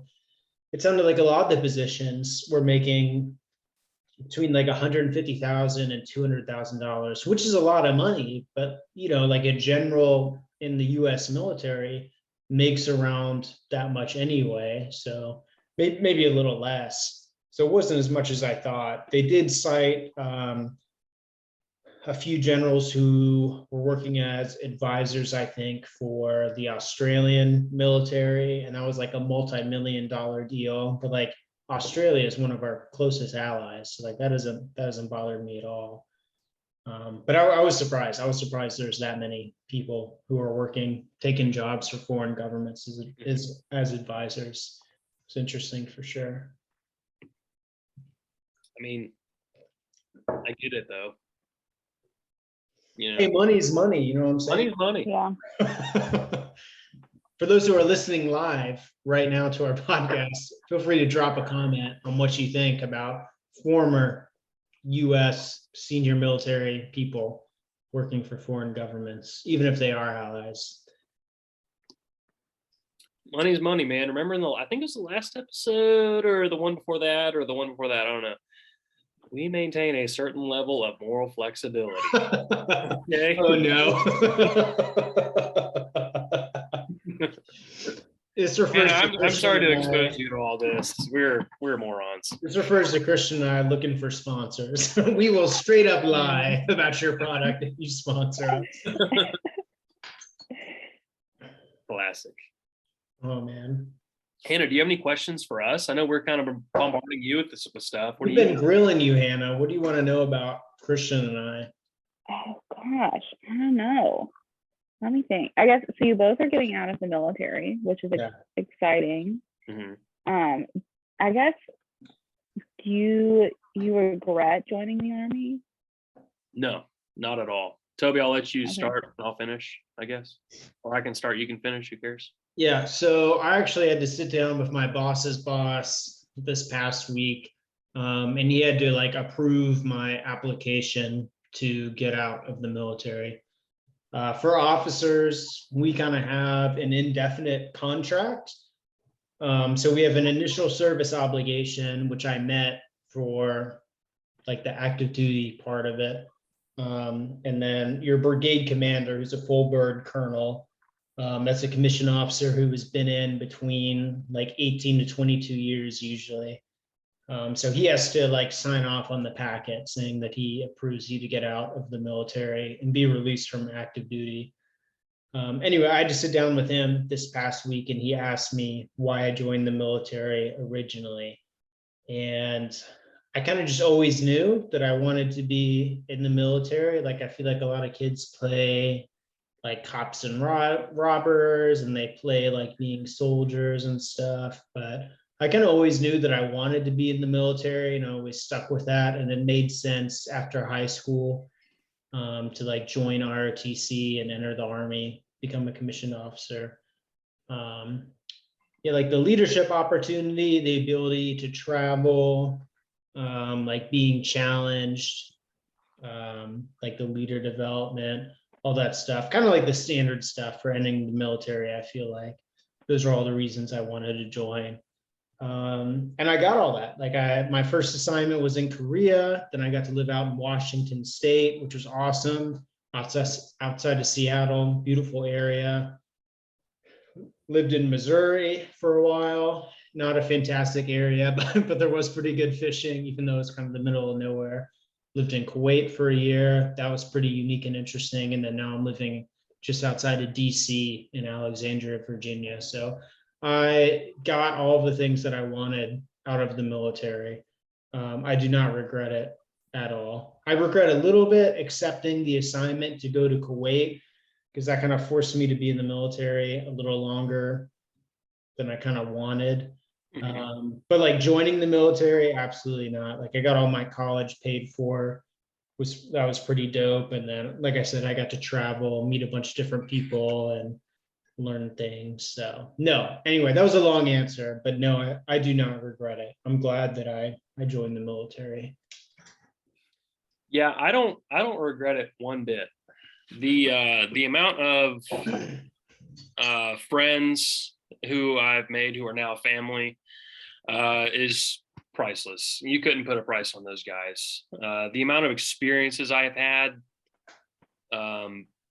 no other job could have given me that. I'm super thankful for all those. I've been really, really, really heavily humbled by, Toby, you and I, our experiences are similar but different. We both traveled a bunch, and I haven't traveled to too many terrible places, but I've seen I've seen enough to know that I've always had too much. You know what I mean? And it's funny, but I've always had too much. Like I remember giving MREs and water. MREs are those little bags of food. Yeah. They're just awful. I remember giving those to some lady in the Philippines, and she was like so happy about it because she didn't have anything. She didn't have a whole lot better than that. And it made me realize, man, I've always had too much. I've been too comfortable. I've been just really lucky. And I don't think you can put a price on that. Also, you grow up super fast, which I think is really good. We were all dumb kids at one point. I for sure was. I can speak for you guys, but having a job that's like the military or the military itself really helps with that kind of stuff. And I don't know, I don't regret it one bit. Like the amount of things I've gotten to do. Like I lived in Hawaii for 3.5 years. I've been to 7 or 8 countries. It's fantastic. I've gone to some super cool schools that, a fraction of the population of the US get to do. I have no regrets at all. It's made me a much more resilient. I don't want to get weird or sappy here, but it's made me a much more resilient, like better man because of it. Like hands down, no question. Like I know I would have figured out life prior to joining, or if I hadn't joined, but joining really just it made me a better man, which is all I can really say. But no regrets here. It's been a lot of fun. I hate that I'm getting out, but it's time to move on, Hell yeah. I honestly do hate that I'm getting out, but I need to do something else. Yeah. Good question, Hannah. Those are great answers. Hey, I also, yeah, Christian and I have both been thinking about this stuff a bunch lately, obviously. Probably both of us have been thinking about this for a while, but yeah. Another thing that makes me not regret being in the military is other people's professional problems. Not you, Hannah, because you kind of have like a unique set of problems that are different than what Christian and I have, but like other people's problems that they talk about, and I don't want to like name names of our friends, but they're just like they're so small. It's like that's your biggest problem that's stressing you out. Like, are you kidding me? Like that's a fucking vacation to me. Yeah, it's like that's anyway. So I don't know. The suffering has for sure been there, but it makes other things seem not so bad, which is a plus, I guess. But yeah, it's been a super fun adventure, but I'm at the point where I need to be a regular dude for a little bit, I guess. I'm a regular dude, but like have a more regular job, I guess, if you will. Yeah, I feel that. Yeah. I don't know if I'd say it's been fun for me, but you could say it's been an adventure. I have had an absolute blast traveling and doing stupid shit and just having fun with the boys, Yeah, I will say being like how much I've been able to travel has been super dope. Like first assignment was in Korea. While I was there, I visited Thailand and Mongolia, which was super cool. Lived out in Washington State, like I said, first time on the West Coast. That was cool. I was in Kuwait. While I was in Kuwait, I got to go to UAE, United Arab Emirates, and I also got to travel to Cyprus, which was cool. So yeah, being in the military has been interesting for sure. Also, like my job is not very cool, but when I tell people about it, they think it's really cool. Like, oh, like that's so interesting that you've been all these places. And it's like, Toby, yeah, your job is cool, man. I'm basically like Toby from The Office, but that's fine. Toby, your job is cool, man. It's not, but thank you. Hey. What else, Hannah? What else? I don't know. I didn't come prepared with questions, so you're putting me on the spot. That's fine, because you've done a really good job answering questions. Yeah. And Christian and I both had really long answers to your question, but yeah. Like I said, we've both been thinking about it a lot recently. So yeah, the military definitely has pros and cons of joining. For sure. Most people that want to join, I would probably try to talk them out of it, but there's definitely a lot of good things. I disagree. I think I'm not trying to advocate for the military because it's kind of shitty now, but I think if you don't have a plan, I think you should do it. Oh yeah, I agree with that. Even if you have a plan or have a better idea, I think you should do it, because it's going to make you more resilient. It's going to make you realize you've had too much. Yeah. It's going to make you, humble. And I think America would seriously benefit from having a higher population of people who don't take as much for granted, I guess. Oh, we do. Most people don't see them. I see them all the time. I'm sure you do. Yeah, I would for sure encourage people to join. I think it's, for me, I know it's been a little shitty, but it's for sure been a positive influence for me, and I think it could be a positive influence for most. Plus you get some free education out of it, which is pretty sick, and you don't get a lot of money, but you get some money, enough to live. I have an apartment. I'm not mad about it. So yeah, well, like most jobs or like most people in the military, you may not get a ton of money, but you don't have bills. So even junior enlisted people, you get a meal plan, you have to eat at a dining facility, maybe it's not that good, but that's covered.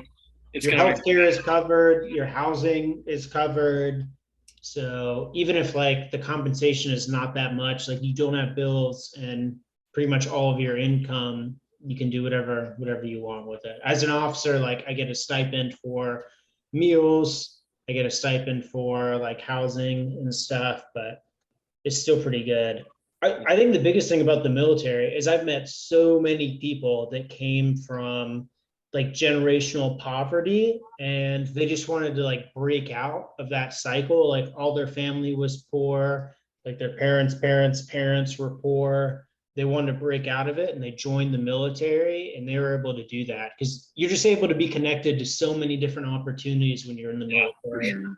And you got to be healthy, which excludes some people in the US, and there's a lot of suffering, which means it's not always easy. I've definitely been miserable for most of my time in the military, but there's so many opportunities that all you really have to do is you got to show up, and you gotta suffer through it. If you have the ability to show up and suffer through it, you will have access to a lot of opportunities that you might not already have. So also, being in the military, I know last military thing, I promise, it exposes you to more demographics, more different people, more different cultures. There, I mean, obviously there isn't certain cases, but I don't think there's any such thing, real such thing as a racist in the military. You are exposed, forcibly exposed. There are, but I guess maybe that wasn't the right term. You are exposed to so many demographics and so many cultures, creeds, religions, you name it. It is nuts the amount you learn about humanity and your fellow man when you're in, if you really pay attention. It's crazy. You can clearly tell the people who stayed in Baldwin, Mobile County, as opposed to the people who Baldwin and Mobile County and went kind of elsewhere to see the world for what it really was, And that's another thing I'm really thankful for. I don't want to toot my own horn pretty cultured guy. Like I've seen a lot of different cultures, different creeds, colors, religions, all that crap. But and I think that's made me super, super tolerant and more accepting towards those who I may not have had exposure to prior. So great experience. I'm happy about it. I agree with that 100%. And that's like one of my favorite things about my military experience is like meeting so many people from like all different walks of life, people from like all over the globe. And it's wild like watching two people talk and like they're not able to communicate effectively because they have such different backgrounds, and like being able to like recognize like this is what this guy is saying, but this guy doesn't understand, and that's what this is what he's saying, but then the other guy doesn't understand. And then it's just, I don't know, like I feel like just as a human, like you said, Christian, it's really cool to, I don't know, like be able to experience so many people, different cultures, and be able to understand them and be able to communicate with them better than you would have if you were in the military. And you're like forced to work alongside them too. So you all have like a common goal. So you put all your dumb, petty bullshit like. All right, we're live again. Go ahead, Christian. Sorry about that. We're still live. Not live. Thank you, Hannah. We're live. No. Where was I? Jog my memory. Hang on. We were talking about how cool it is to meet so many people of different backgrounds, different cultures, different experiences. Got it. I'm on the rail again. So like I can't speak for any of the other branches, but in the Army, like for sure, you are forced to work alongside people with incredibly diverse beliefs, creeds, sexual orientations, whatever. You're forced to work alongside them, right, to a common goal. So you put aside your bullshit petty differences that everyone gets offended about, right? You put those aside so you can get a job done, right? And I think that's been one of the things I've taken most for granted, looking back at it, thinking like at this point, because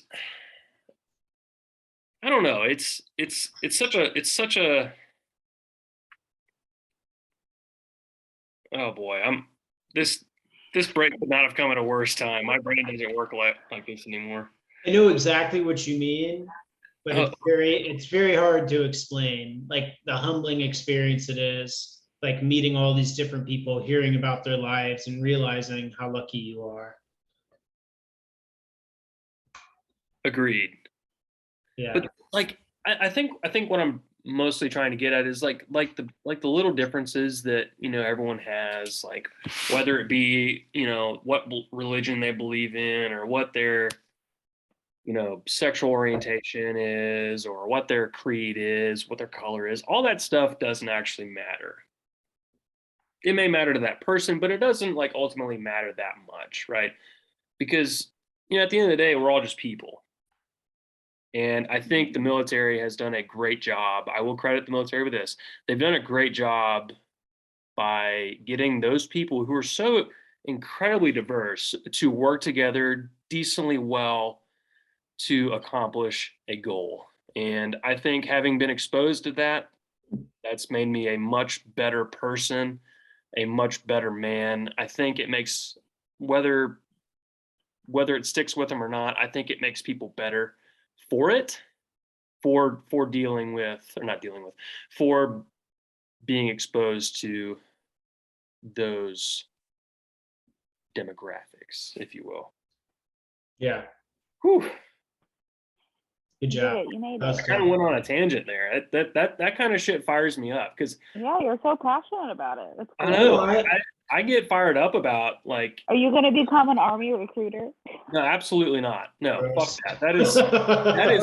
That is human trafficking if I've ever fucking. That is bullshit, and they know it. I agree 100%, Christian. Like, there's not many things that I would like say are good about being in the military, and obviously, like, I've been in 5 different units now in the Army, but that's not necessarily representative of the whole Army, and the Army isn't necessarily representative of like the rest of the military. But one of like my favorite things that I would like be happy to say good things about is what we've been talking about, and the Army's ability to bring so many different people, different backgrounds, different beliefs together to work towards a common goal. Yeah. And it's really, it's really special. I feel that too. Sorry, Hannah, like we've been talking about this so long. I really don't get fired up about much military stuff. I like hearing about it.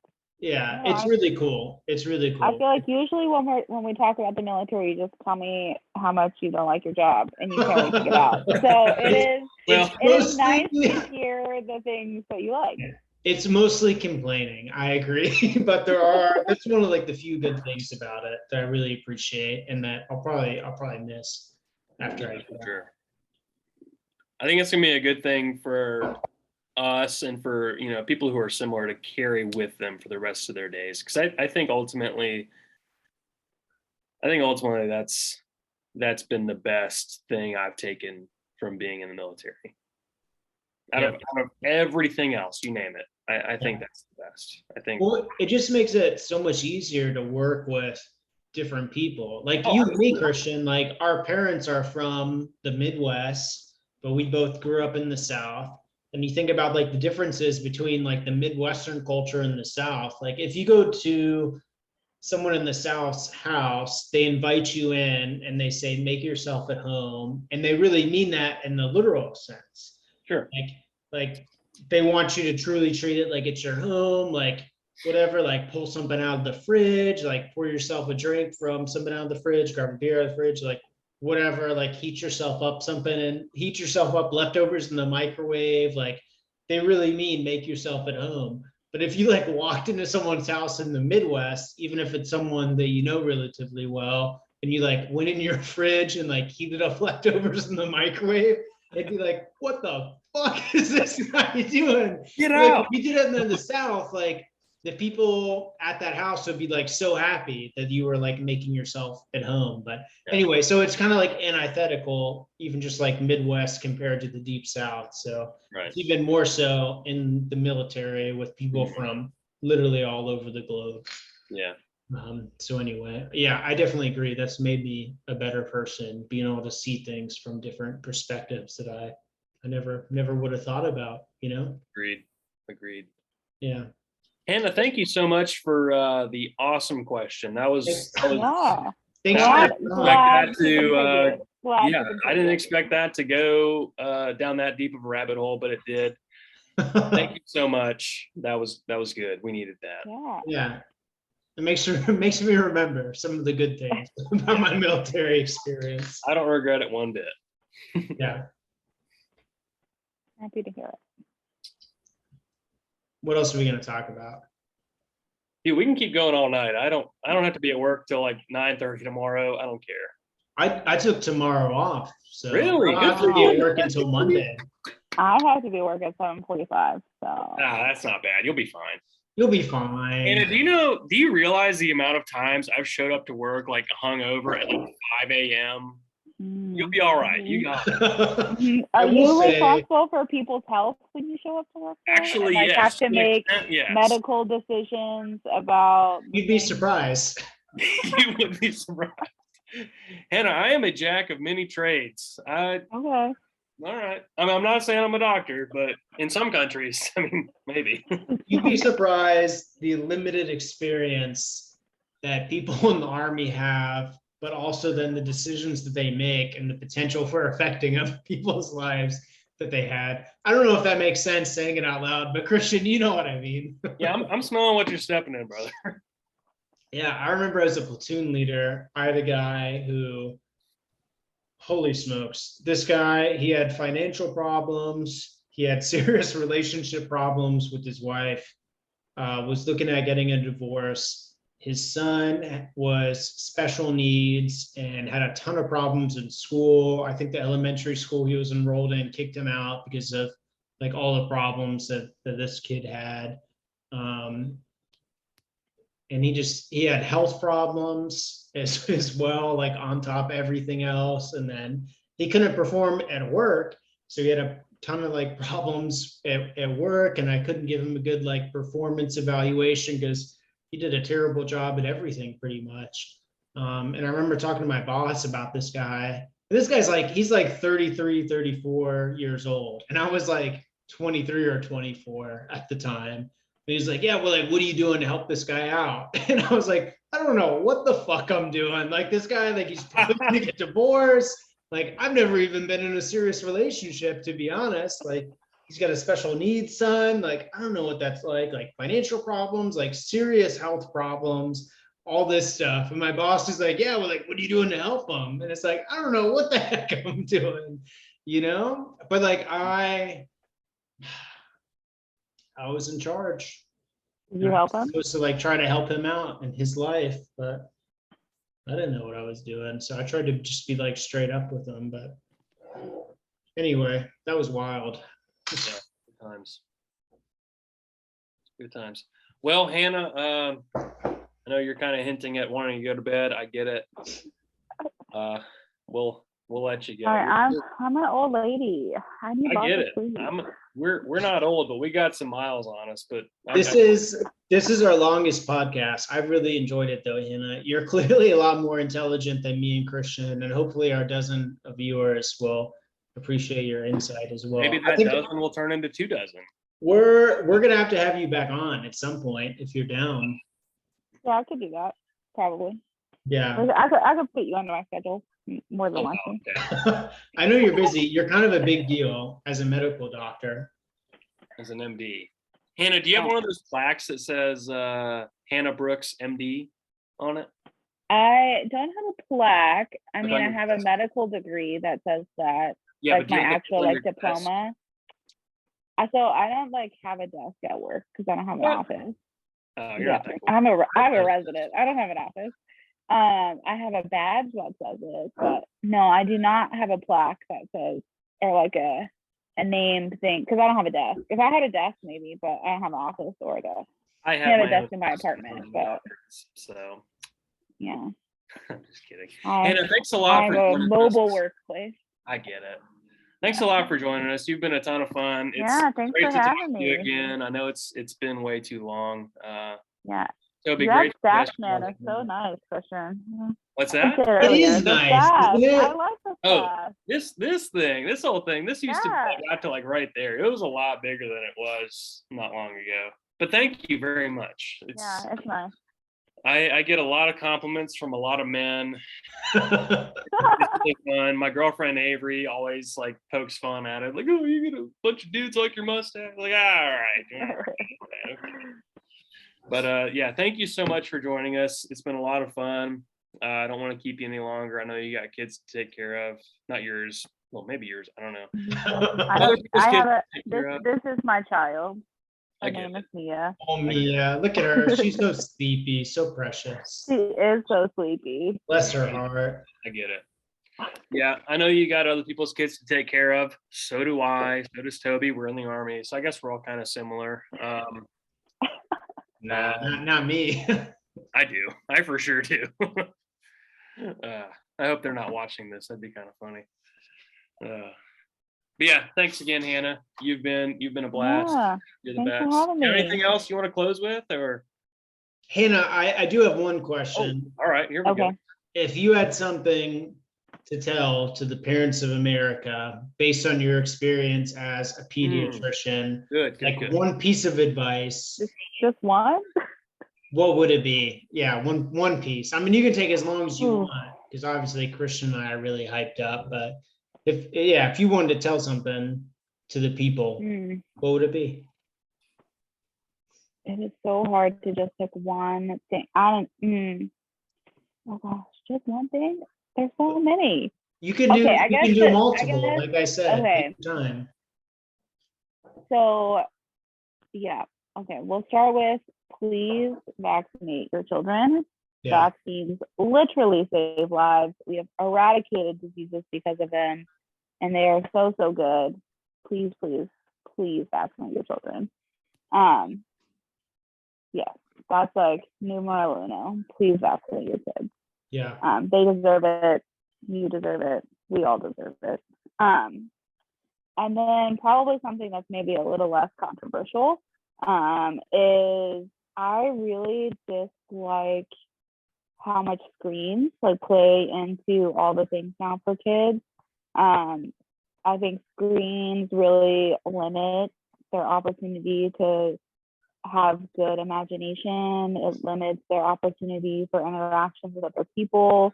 I mean, we as adults are now like connected to our phones all the time. So like we are not interacting with our kids as much because we're on our phone.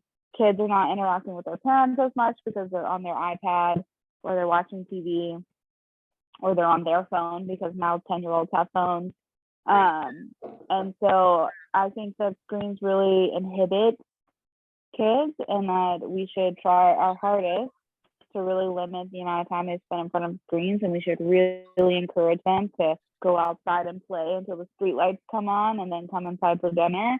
That used to be what my mom would tell me all the time. She would be like, you know what? You have to go outside and you have to stay outside until the street light comes on and then you can come back in. And I think that was like some of the best things that she ever did for us, was to get us out of the house. Yeah, and so I would really encourage parents to themselves monitor how much screen time they themselves are using, and then also try really hard to, pare back how much screen time their kids are getting and connect with each other more and do arts and crafts and go outside, take a walk as a family. Yeah. So encourage parents to be actual parents, not iPad parents. Okay, good. I get it. Yeah. I agree. Yeah. I agree entirely. Well, thanks, Hannah. You've been a pleasure to have on here. I hope you come on again soon. Again, great to catch up with you. It's been so.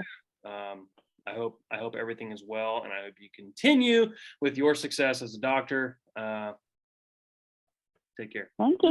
Hear from me about some trauma tips if you have any, or if you think of anything trauma related, holler at your boy. I might. Yeah, I'll let you know for sure. And later, we'll see. Yeah, keep me updated on if you become a paramedic. That's exciting. Yes, ma'am. You got it. Toby, what you got? Any closing thoughts? No, I think you covered it, man. Just shout out to all our live viewers watching this right now. Not live, you fucking moron. We're not live. I really stop enjoyed saying that. live. You're never gonna make it happen. We might be live one day. No, yeah. Thank you for everybody that listens to our podcast. We really do appreciate it. Yeah, way more people listen to our podcast than Christian and I thought we're going to. And I really enjoyed this conversation, Hannah. We're for sure gonna have to have you on again. And thank you for that. And thank you to Mia, so precious. Look at her, she's so sleepy. She is so sleepy. She is so mad that we're on this small chair right now and not on the couch, so she can really lay down. But I'm gonna bring my new puppy Theo. He's with us right now. I'm gonna bring Theo on and just take Mia to the cleaners. He's adorable. He's the cutest guy. I mean, maybe, but like Mia is also adorable and the Princess of Genovia. So. Well, all right. Princess of Genovia, that's a big deal. Yeah. All right, we better call it. You got Love you guys. Hey, all right, once bye. again, it's been great, Hannah. Toby, I love you so much. Don't be afraid to call me. Vaya con Dios, bruh. Bye. Bye.